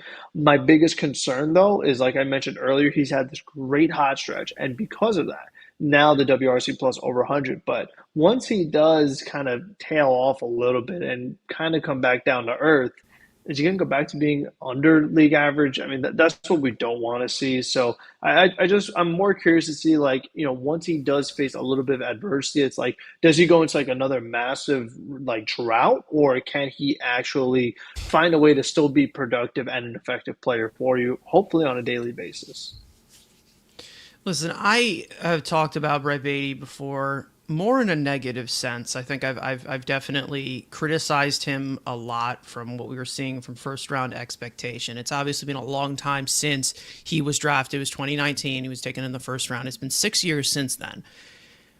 Listen, I think, again, he's been rosterable this year. He has been, and he has shown a lot in good stretches to contribute for this team. And like we said, he's been one of their best hitters with runners in scoring position, which again is not something that you would expect when you have a top four of Nimmo, Lindor, Soto, Alonso, who are supposed to come through like they are, but they haven't been. Lindor has been very inconsistent with runners in scoring position. Sometimes he has these good performances, sometimes he doesn't. Nimmo has been started off rough, has been good recently. Alonso started off great. He's kind of tampered off a little bit. And then Soto all year has not been great in those departments whatsoever. Baty, consistently, he's been good in those situations, which is good to see from a guy like Brett Baty, a guy from a younger standpoint being better situationally, because compared to all the other young guys, Mark Vientos is one of the bigger culprits this year with runners in scoring position. He's been completely lost in those situations. So again, this has been a really good stretch from him.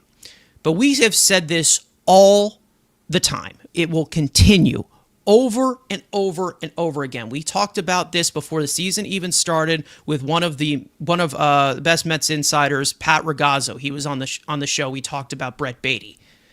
It all has to do with consistency. We've talked about it before over and over and over again. Is this going to be the hitter that he is? Is he going to be low floor, high ceiling?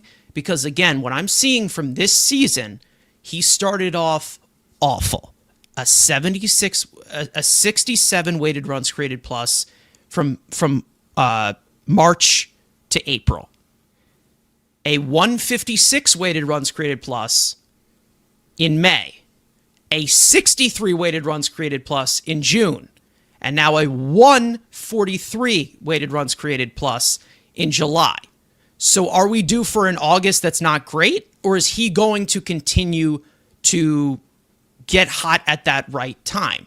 Now, again, we are finishing off July on the road. Like you said, the road splits completely drastic. So what will that look like as the final product at the end of July? Who knows? He is very, very rough around the edges. Still is. At least we are seeing improvement. Is this improvement that you want to hear from a 25-year-old first-round pick? No. But I think we've all pretty much accepted that he's not going to live up to that expectation. And that's the main reason as to why I think it's a little bit concerning in a way for that. I still don't like him against the breaking ball, and I will continue to say this. The numbers against the breaking ball are still very, very concerning. There hasn't been swings and misses, but the quality of contact has been horrendous against the breaking ball. He's hitting fastballs very well. And I will say that, especially with the high fastball, he's actually been one of the best on this team doing it, which has been very, very impressive because last year was a little bit of a challenge for him. Off speed, mix. Seems like he's slugging off speed, but not able to make as much contact against it. Again, it's rough around the edges.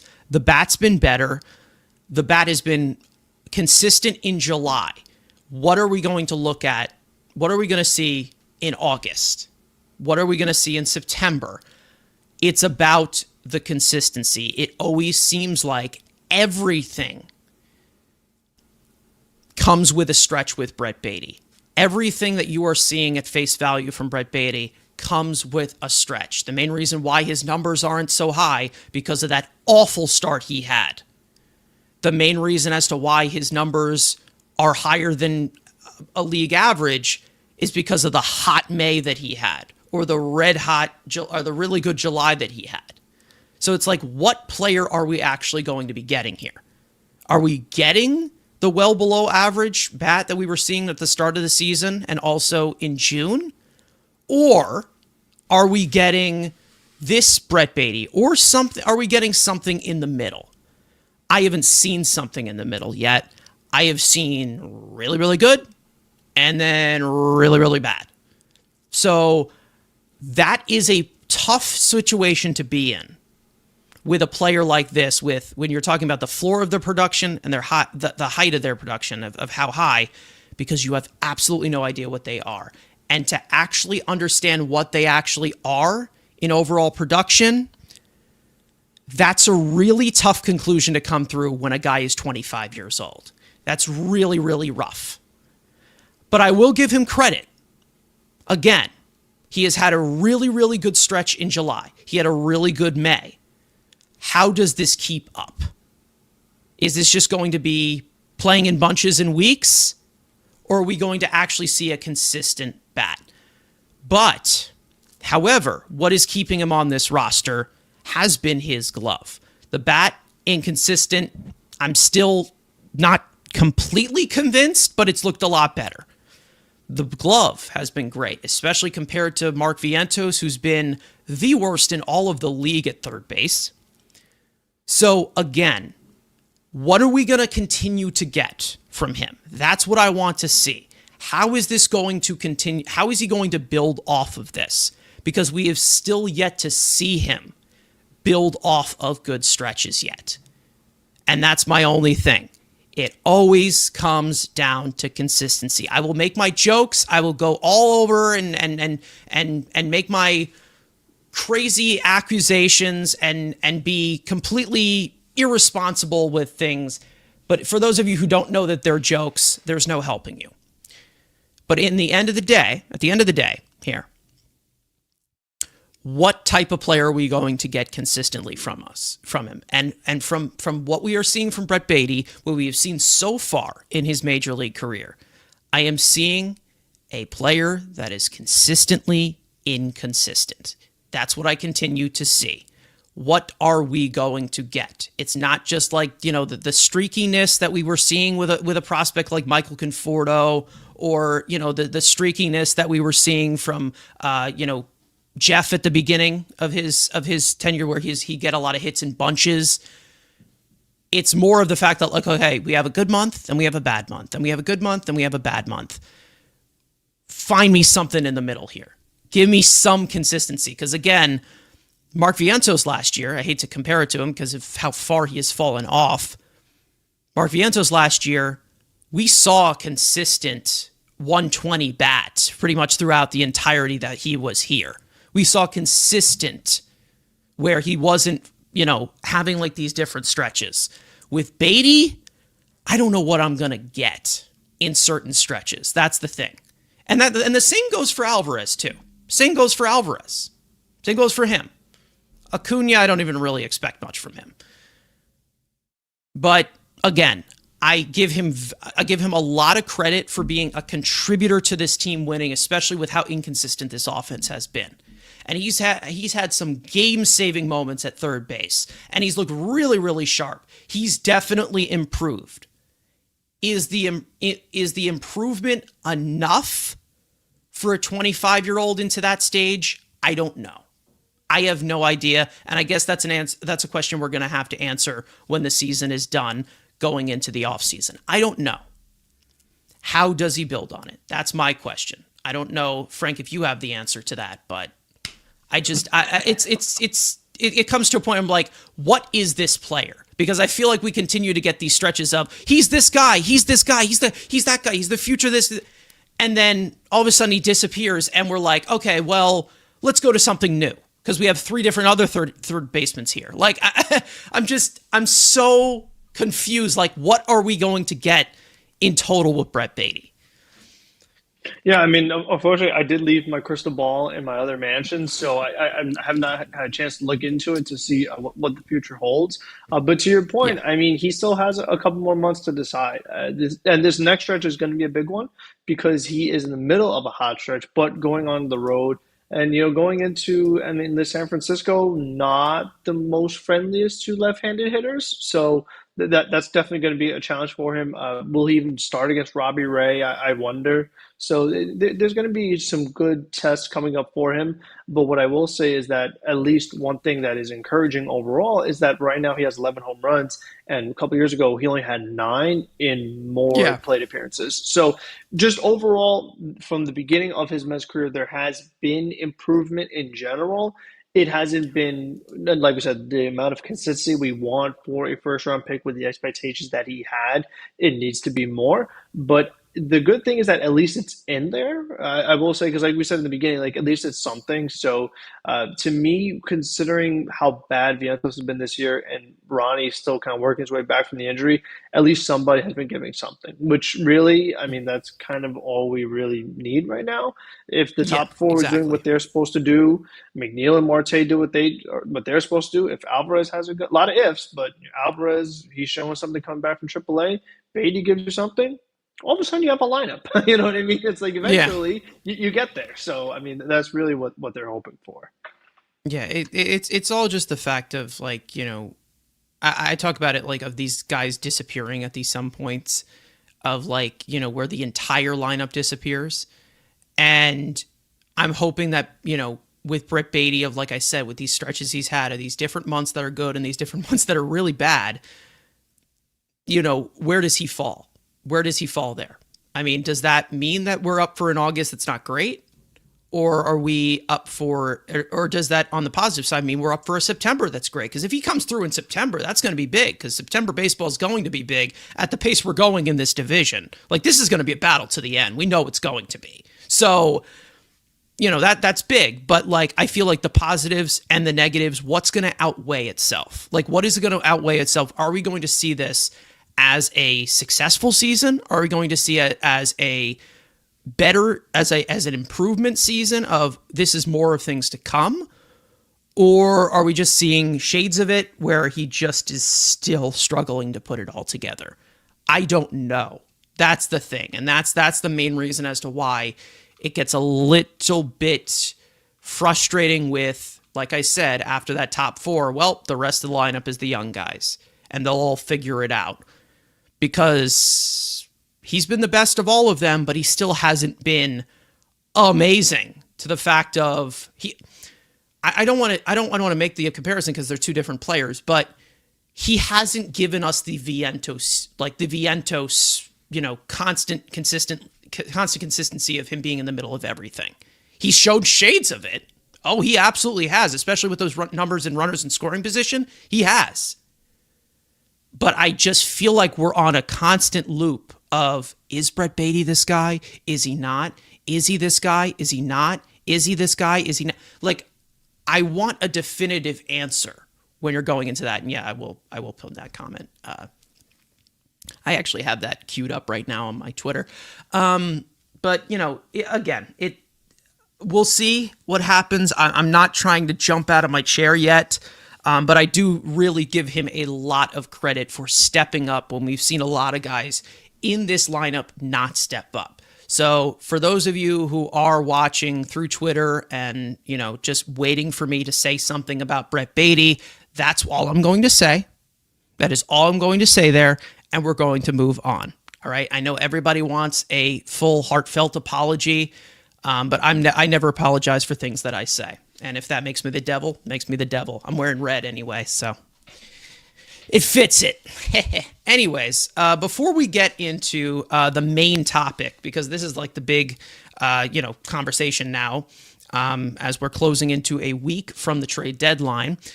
Frank, I'm going to quickly move over to you for the injury report, which only has 2 guys on it, which is very, very rare in Mets land. Like, we always have about 800 injuries to discuss, but we've got 2. That's it. It's a very short list, and not much info to be had, but stage is yours. All right, so we were starting it off with the reliever, Brandon Waddell, the lefty. Mets' long reliever has been placed on the 15-day injury list due to a right hip impingement, which will reverse his optional assignment to AAA Syracuse. Waddell is expected to miss multiple weeks due to the injury. Mets weekly injury report, Hall of Famer Paul Blackburn, the right-hander. He threw a rehab outing for AAA Syracuse on Tuesday afternoon, tossing 5+ innings, 3 hits, 1 run, 1 walk, 5 strikeouts on 72 pitches. Mets manager Carlos Mendoza expects Blackburn to need 1 more rehab assignment before rejoining the major league team. The 31-year-old currently on the injury list due to a right shoulder impingement, which has just been a small piece to his continuously injured tenure with the Mets. So a lot of impingements going on right now with the pitching for Waddell. It kind of stinks because, like I said, I think he's been a little underrated. A lot of good long relief outings for this team in just random circumstances. But for Blackburn, it's more so I do wonder what his role would be. Does he become a 6th man? Is he the new long reliever? That's something that I'm kind of curious to see, because they still have this constant revolving door. Guys get DFA'd and literally signed right back to the team. So there's just been that constant carousel with the bullpen with like Deviansky and Garcia and Loveladies. So, I mean, they have not been able to just figure out like, this is our bullpen. These are the guys we're sticking with. Like, there's a few. But then there's just still like, I mean, you have Carrillo who's still here. Like, what? It's just, that's how it's been with this bullpen this season. Yeah. And I think they're keeping those few spots open for those deadline additions. I do think that they are going to pursue bullpen help. Obviously, there's been plenty of rumors that have been floating around, but I do want to get into this deadline of what Stearns was actually saying regarding this deadline of, breaking down his presser. Then we'll get into some of the reports that we have seen. We'll get into the deadline discussion. There's so many angles we can go at this. So I'm just going to, throw some darts and see where we go. But here are some of the cliff notes from what we heard from the boss man the other day. Now, what we heard from David Stearns directly, he said that they will be active in the trade market for bullpen help at the deadline, which was very, very obvious that it was going to happen. We've talked about, their need to replace AJ Minter since AJ Minter went down. So it's very, very possible. But he also added in here saying that pitching prospects like Blade Tidwell, Brandon Sproat, and Nolan McLean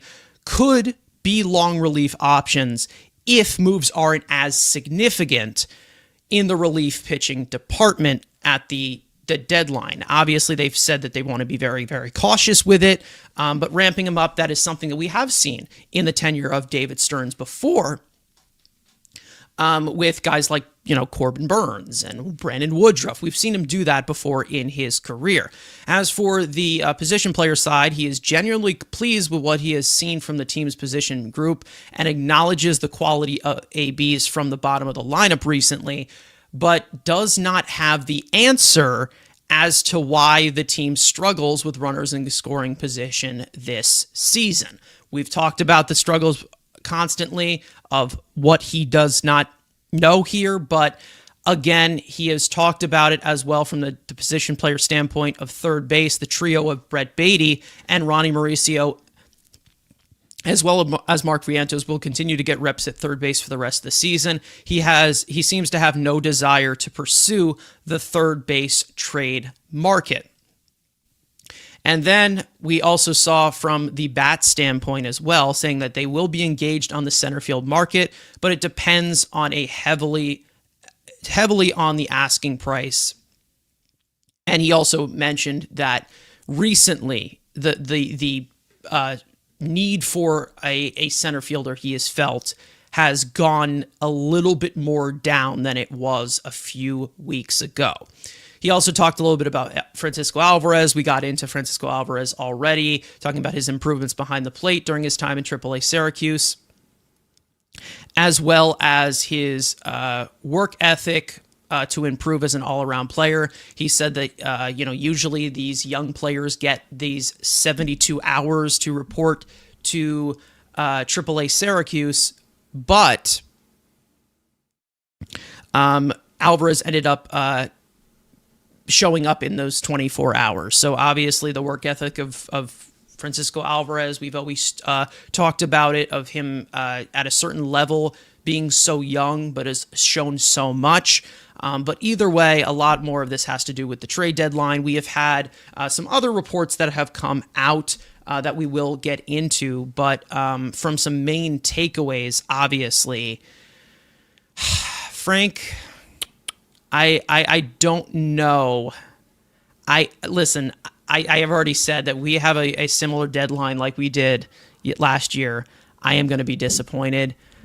I'm kind of preparing myself to be disappointed. I really feel like there's going to be a little bit of a disappointment, and I don't know how to feel about it. I really don't. I feel like it's going to be a little bit more underwhelming than it should be. Like I have said multiple times, with Juan Soto on this roster, I feel like there should be a more all-in approach.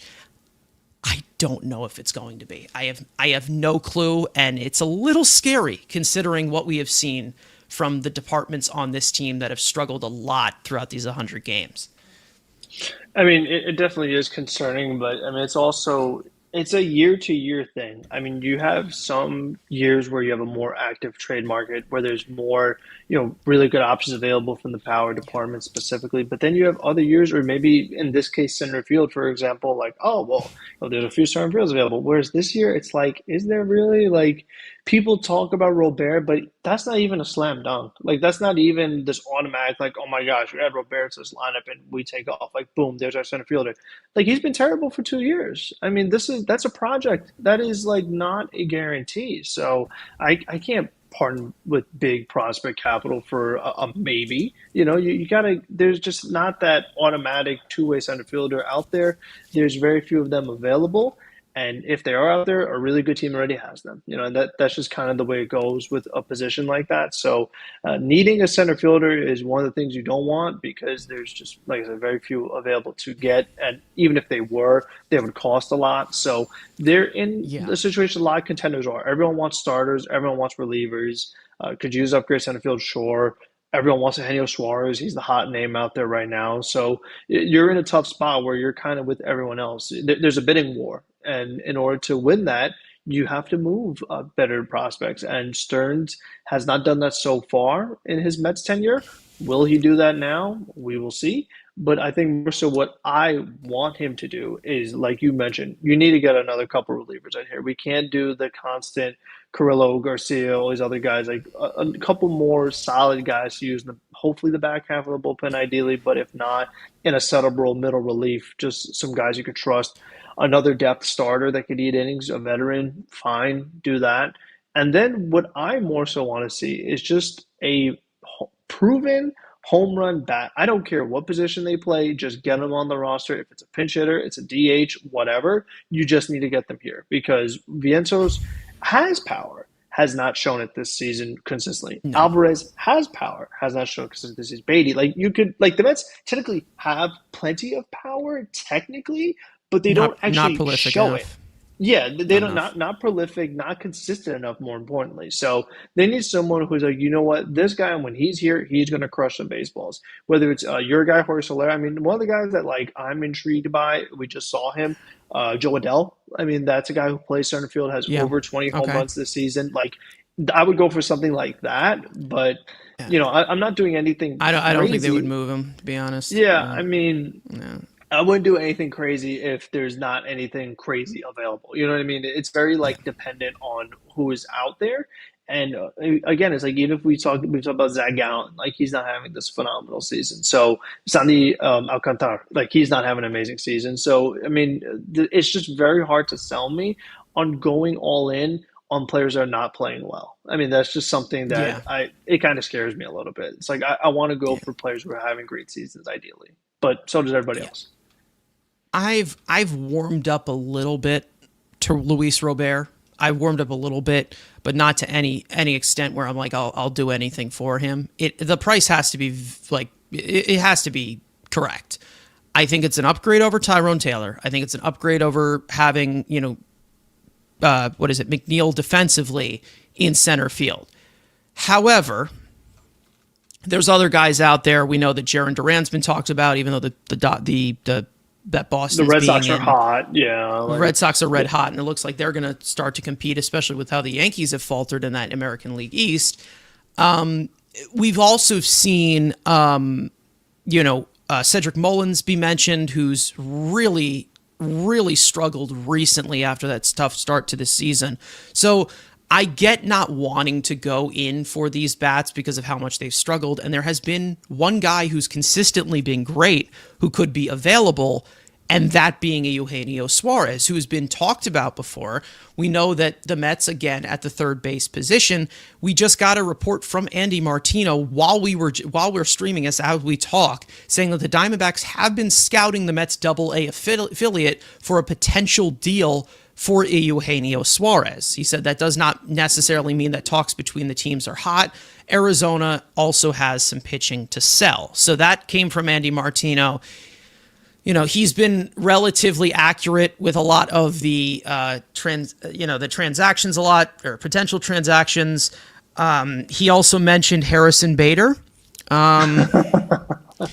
So I don't know what the wide net That'll is, fix the obviously. I'm not. Listen, I think from what I am hearing, in general, I think you're going to see two relievers. That's what I think they're going to get. They're going to get two relievers, whether they're major, good or not. If they go in the pitching department, it looks like they want a frontline piece. That's what it looks like, which I don't think they need, but I do think that they do need to, deepen the rotation, whether they have to do it or not from any standpoint. Whether that is Dylan Cease, who has been mentioned these last few days with the Mets, who have been interested in trading for him. That seems to be the only one that I've seen. Do they classify Zach Gallen as a frontline guy right now after the struggles he's had this year? Who knows? But in the direction of the Diamondbacks, if they're talking about a potential deal for Eugenio Suarez and scouting the Double-A affiliate, well, who's there in Double-A? There's a guy who they've mentioned that they want to hold on to in Jet Williams. There's also another guy named Ryan Clifford. Could he be in that discussion? I don't know. And I was just mentioned, someone just actually messaged this to me while we were live, saying, I'm wondering why Clifford has not been called up to AAA yet. Could this be the reason why? I don't know. Now, Clifford obviously has less trade value than a lot of these prospects because he's a little bit more one-dimensional compared to some of the other ones that can provide a lot of tools. Tools provide value. It'll always be like that. I like Clifford a lot. Clifford is definitely someone I like, but again, he is definitely movable. Would I take the sacrifice with that if it was for a rental? I don't know. But if my hands are tied of like the last thing that you need to give up is Brian Clifford, my hands are tied, I'd probably do it. Because again, it is a prospect. I like Clifford. I really do. I really do like Clifford. But again, hoarding the prospects, how many of them are going to pan out? And to be honest, like I have said over and over again, we've talked about it with PCA. Who knows what they're going to do at the major leagues?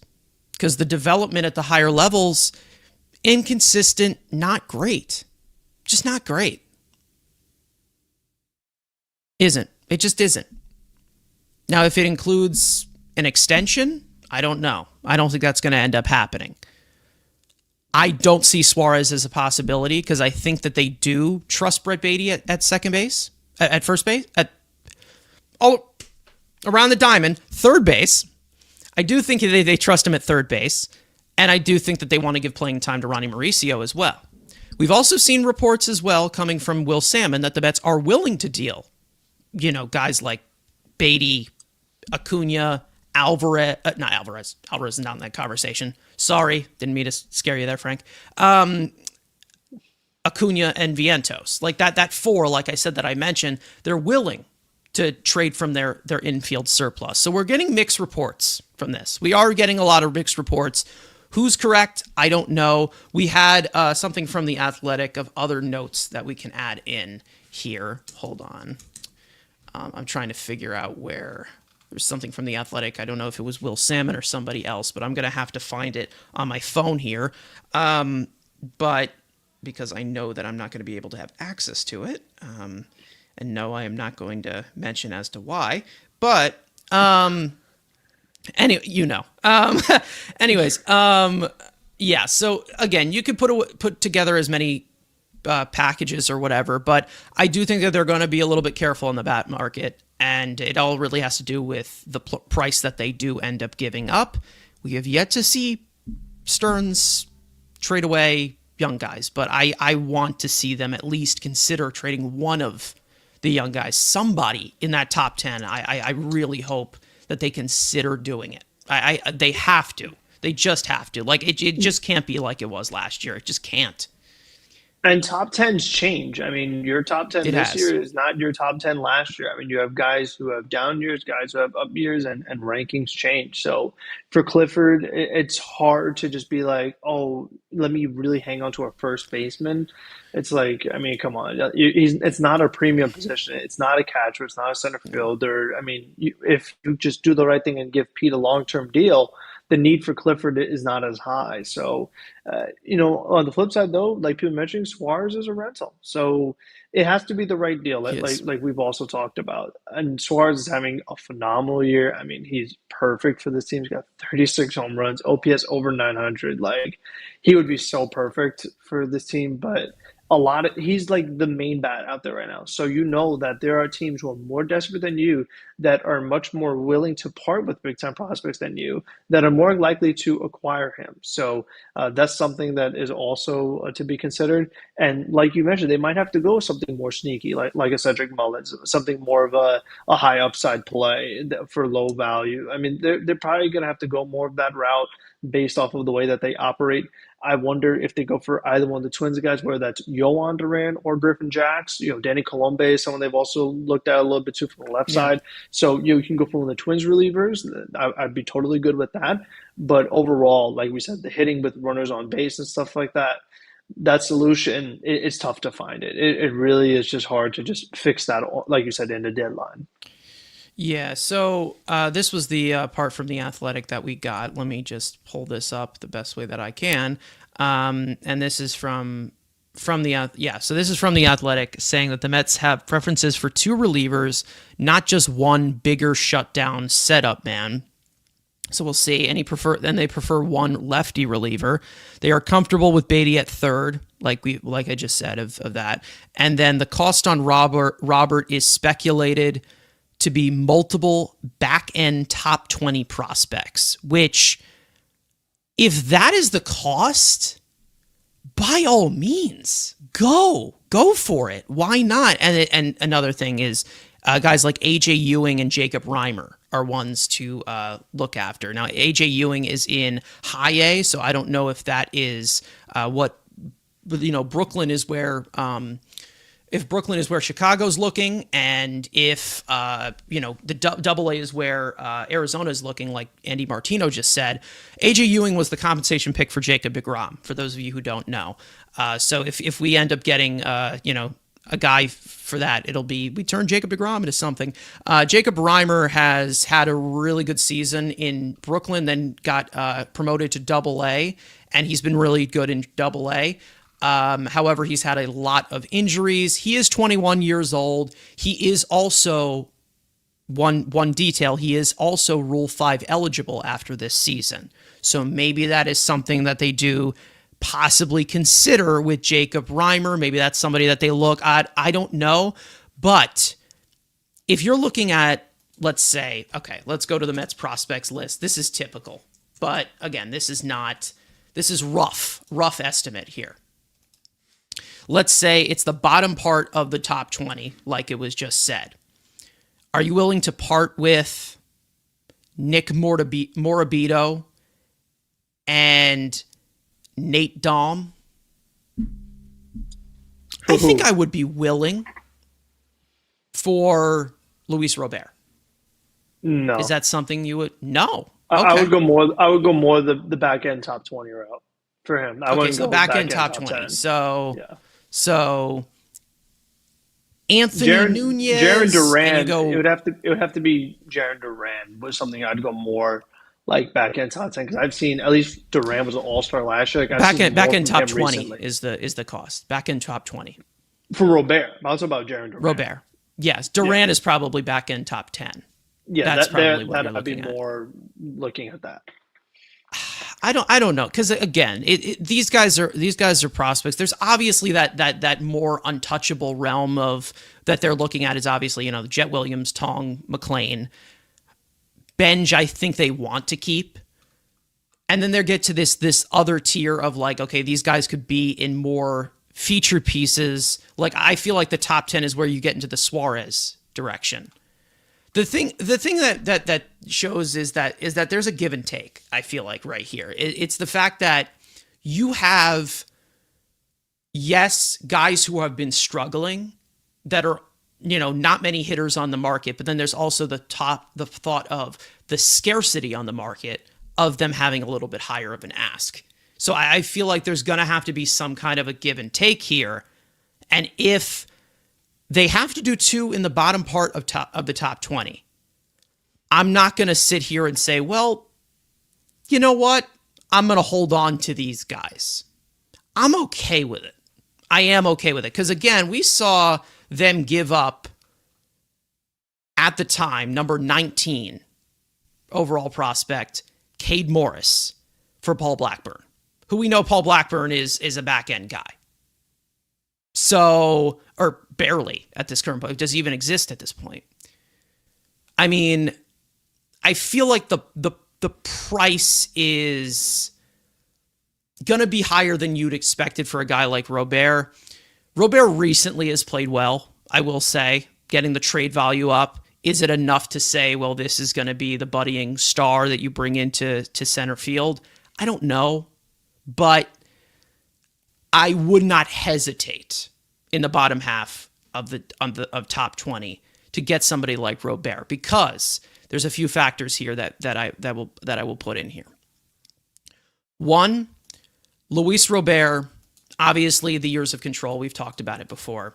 The years of control that he has, cost controllable outfielder that can be, reversible in and out with the two corners locked down in Juan Soto and Brandon Nimmo. Luis Robert, throughout his entire career, no matter what, if he has had bad seasons, has been great against left-handed pitching, which this Mets team really needs from a right-handed bat perspective. However, there is one piece where you're like, okay, yeah, he'll fit right in. Actually, no. Wrong one. Different bat that I'm talking about, actually. This year, with runners in scoring position, a 112 weighted runs created plus. So that's better than some of the guys on this team. In inches, I'd say that it would be a good fit. But I'm not going to sit here and say, well, we want this guy in your top 10 for him. No. The price has to be right. And if that price comes with guys in the top 20, the lower part of the top 20, I'm okay with that. That is a piece I am willing to lose, if that makes sense. That's kind of how I look at it. The price has to be right again. If they want, these certain guys who are not, because I'm not going to sit here. Well, Robert's available. Let's go ahead and get rid of Ryan Clifford. No, I'm not doing that. There has to be a price, but I'd be willing to move to Luis Robert for that type of price, which may seem like a lot, but I feel like you're hedging to the amount of guys who are available in the outfield market, valuable on the bat market, and also the seasons that they are having. So I feel like there's a median here where it closes from the top 30 to the top 20. Like, I feel like the scarcity is the main reason as to why it would be worth it for the outside of the top 20. I don't know if that makes sense to you. I feel like it's just the act of supply and demand is why I would be willing to do that if you're willing to upgrade the lineup. I know that Robert is not seen as an upgrade right now because he has not had a good season. We know the upside's there. We know it is. And we know that that's something that, the Mets have been attached to for a while. So could that be something? Who knows? I don't think it's the bat that sets you over the top, but I do think that it definitely can lock down center field a lot better compared to what you're doing right now with Tyrone Taylor and Jeff McNeil, if that makes sense. I don't know if that's anything that you want to add on there. I'm warming up to it, but there is a cutoff. There is a massive cutoff with this because, again, we've also had reports of the work ethic issues with him. And if that happens in New York, that's not going to have a good response. So we'll see. I don't know. We'll see what they go on this. I still don't think they're going to pursue bats as much, but it's whatever. I don't know. We'll see.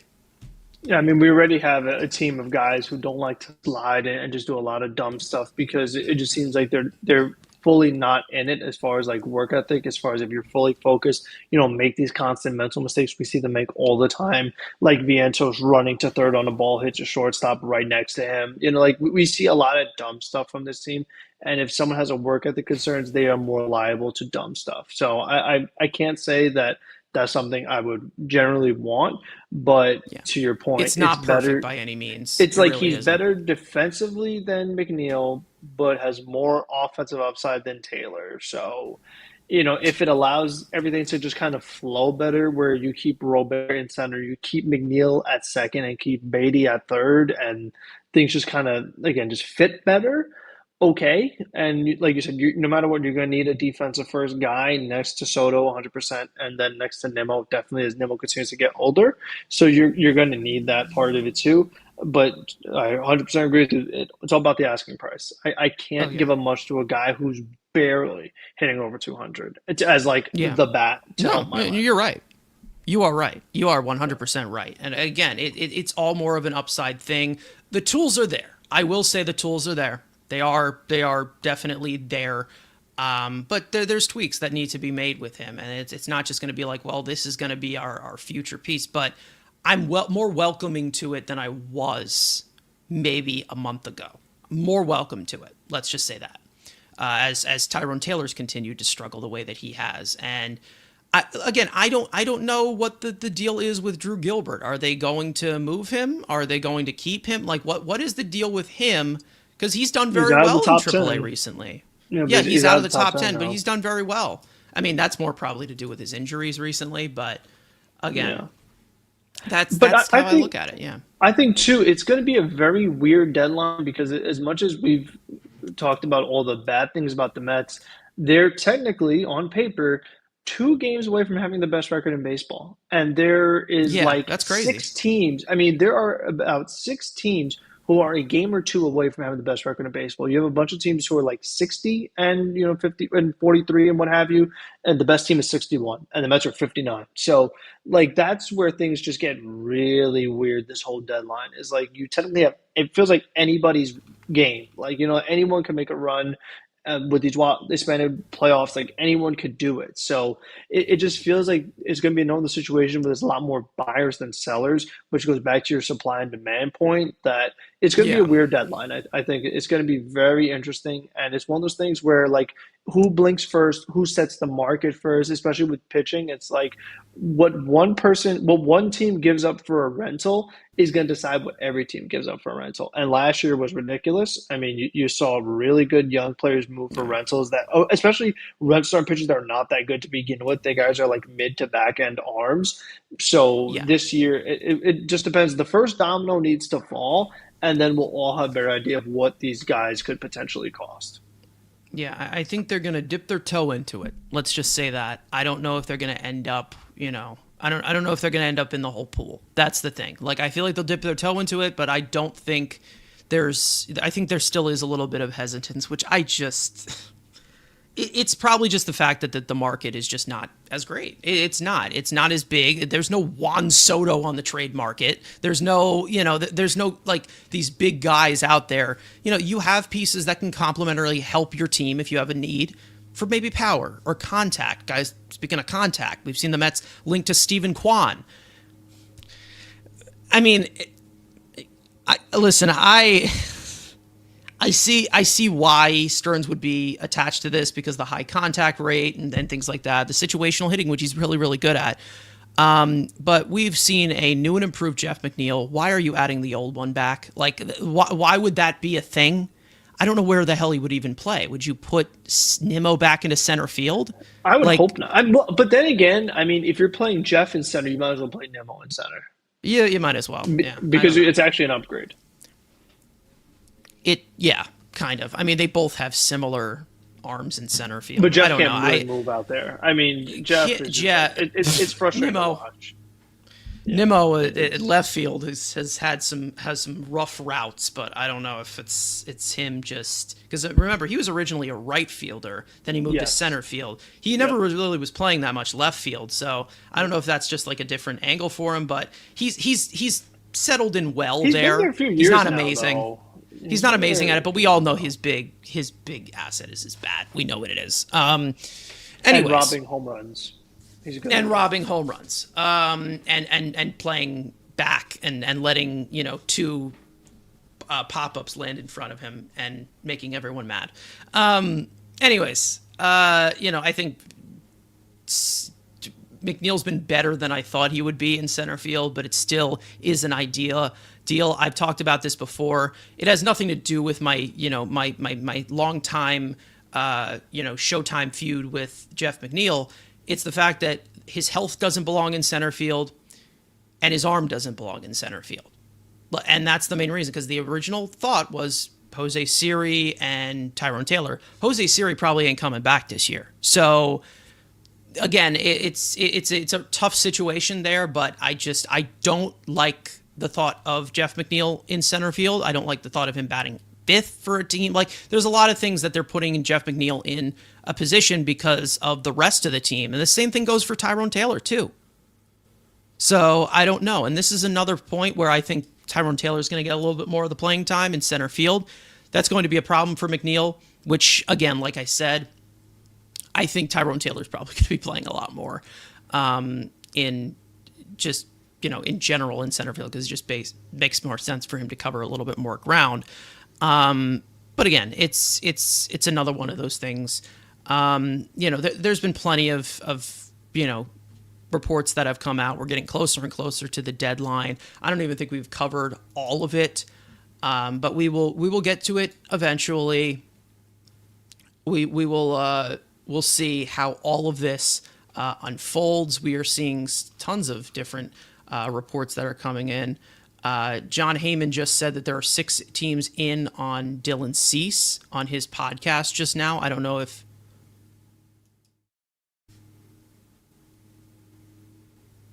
let me see if I can hear it. 4 AL East teams.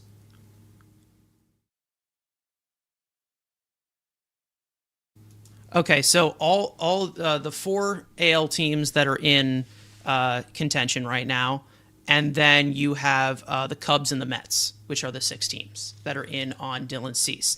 Now, if the Red Sox are going full in on Dylan Cease, the Mets have no chance. I'm sorry, they still have a really, really good farm system, and they're going to have those pieces to do it.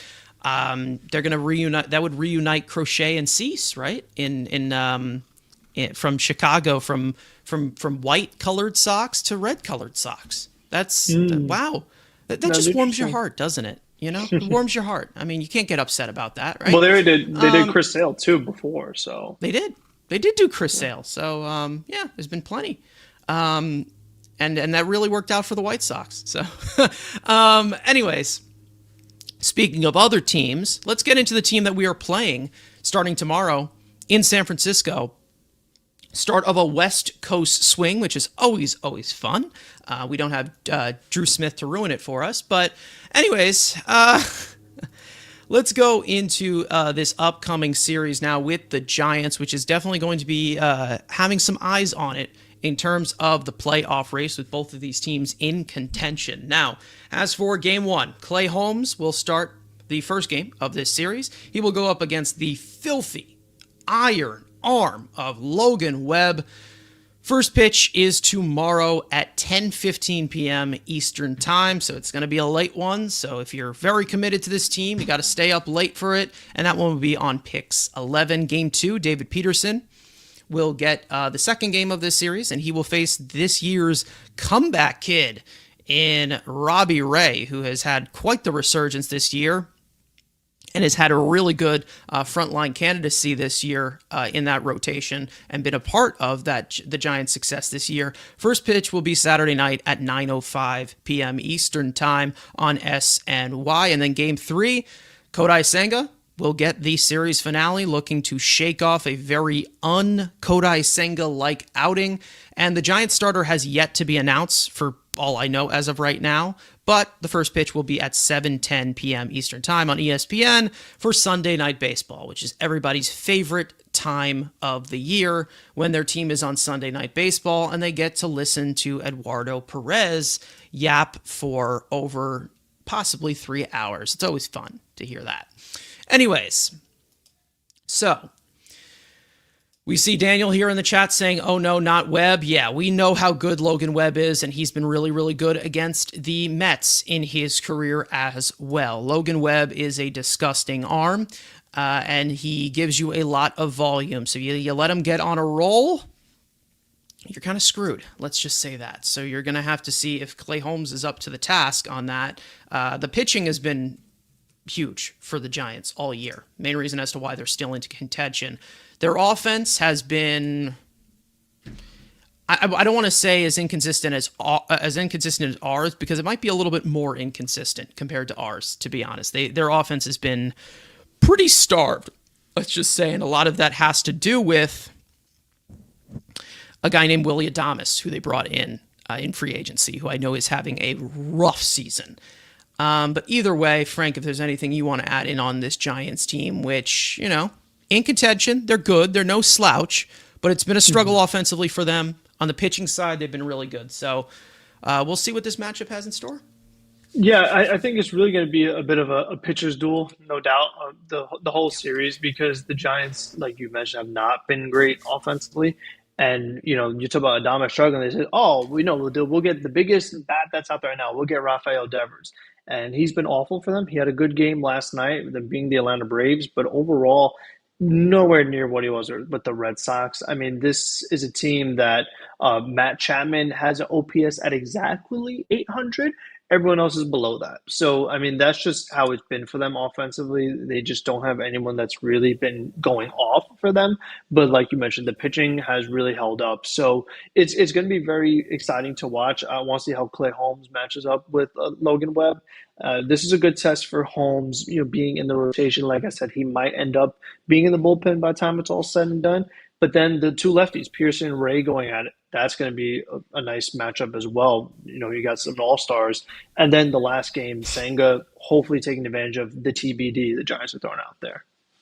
Yeah, we'll see what happens there. Again, they have, a matchup of guys who have been really, really good this year, but we've also had some pitching that has been very, very solid. So hopefully they can step up. And this is a stretch that is definitely important against teams that are contending. Patrick Bailey, horrendous with the bat. They know that he's great defensively, but he has had a really rough season. Lamont Wade Jr. is pretty much their first baseman. They had some Dominic Smith as well. He just played for the Angels against the Mets this week. He's not. Oh, he did. So I don't know why he's right. Right, he played against Dominic Smith earlier in the year. Yeah. Okay, I think Dominic Smith, is he still there? I don't even know. He's been who even is their first baseman this year? I know Flores. Is it Flores? Is Flores? It might be Flores. It might be Flores. I don't know. No, Dom Devers Smith, might be Dom getting Smith hot started too. there last night. It's Dom. Okay, so yeah, we get to see our old friend. Cool. Jung Ho Lee, I think, is hurt, right? Is he hurt? Yes. Hurt. Mike Yastrzemski is always hurt, so who knows? He's healthy but not playing well. Yeah, he's healthy but not playing well. Adames is obviously underperformed. We know that bullpen has been.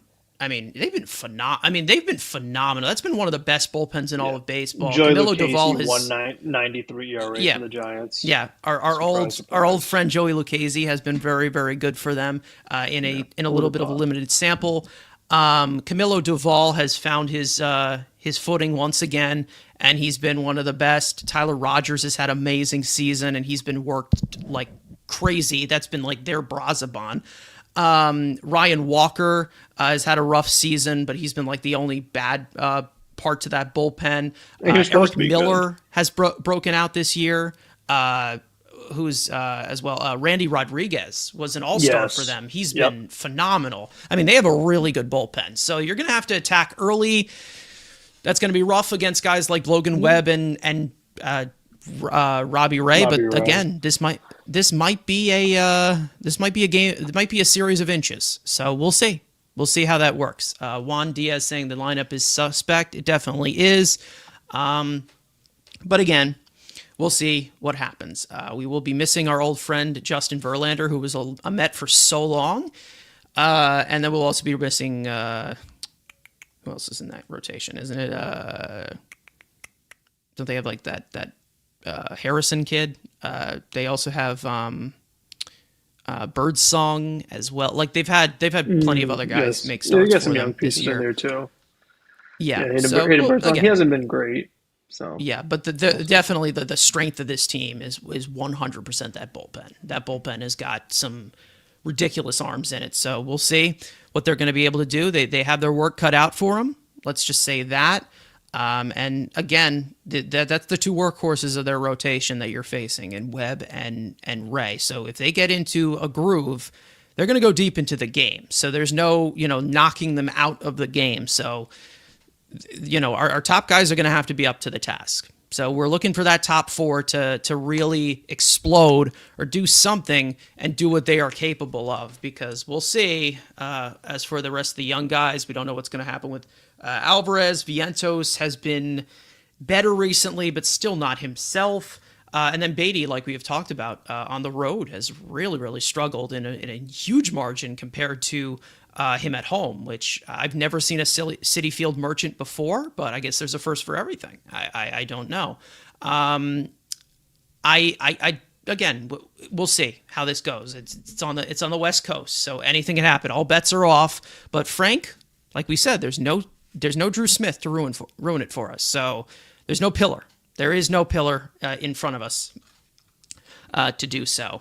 But yeah, other than that, this is a Giants team that isn't the best, but they are no slouch. They are not a complete slouch like the Rockies in that division, or the Diamondbacks, who have been falling apart in their own right because of injury. So we'll see how this goes. Again, series starts off very, very late. I'm pretty sure Frank will probably be in bed, and I will be assessed to Long gone. fill in for the post game, which I am happy to do. Of course, we toss these back and forth these days.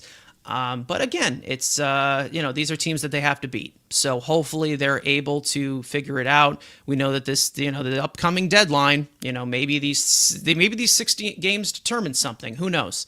And obviously, day to day, they are fighting in this division with the Phillies, which is a two-man race at this current moment. Unless the Marlins go on a ridiculous hot streak with their negative 54 run differential that they have, which is very unsustainable. Who knows? Maybe the Marlins will be willing to ruin us in September again. I don't know. Hopefully it doesn't. But again, we are in this final stretch of the season, getting close to that deadline. And hopefully they can figure something out. Frank, before I go to you for your final comments to end this one off as a little bit more of an extended episode, because we have a day off now, on this day, since you like to go the history, this was Jeff McNeil's debut on this day, and he got a hit in his first AB. So props to Mickey Callaway for putting him in the game. It's all about Mickey Callaway. And it also was the day that the franchise died, because of Jeff McNeil making his debut, and we are enemies. Right. Anyways, Frank, to you.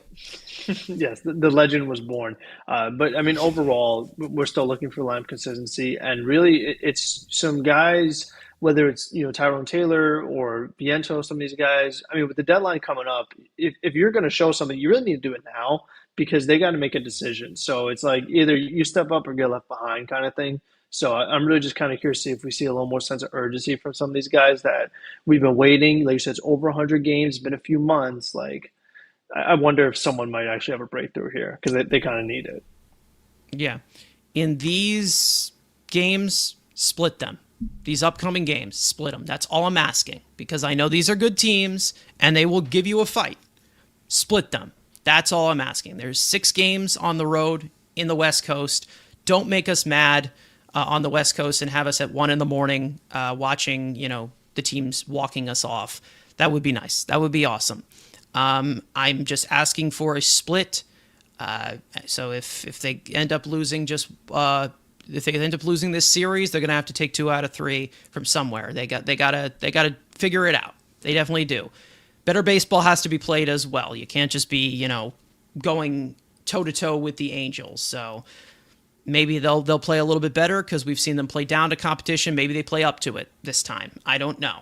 The Mets are just funny like that. Either way, let's end it off here. We're going to hop off. Thank you guys so much for watching. We hope you enjoyed the conversation. For those of you watching or listening on playback, you want to join the conversation live in the future, make sure to subscribe to the Mets Weekly YouTube channel and turn on those post notifications to know when we go live. Make sure to follow Mets Weekly on X and TikTok, which mainly includes Frank's post-game reactions after every single regular season game. Follow all of us individually, including Andrew, who will be appearing a little bit more in the coming future. So for those of you who are Andrew fans, he's making a little bit of a comeback. So get ready. Either way, off day today. Game is late in San Francisco, so they definitely have some rest in between this. So either way, let's go Mets, and we will see you guys next time.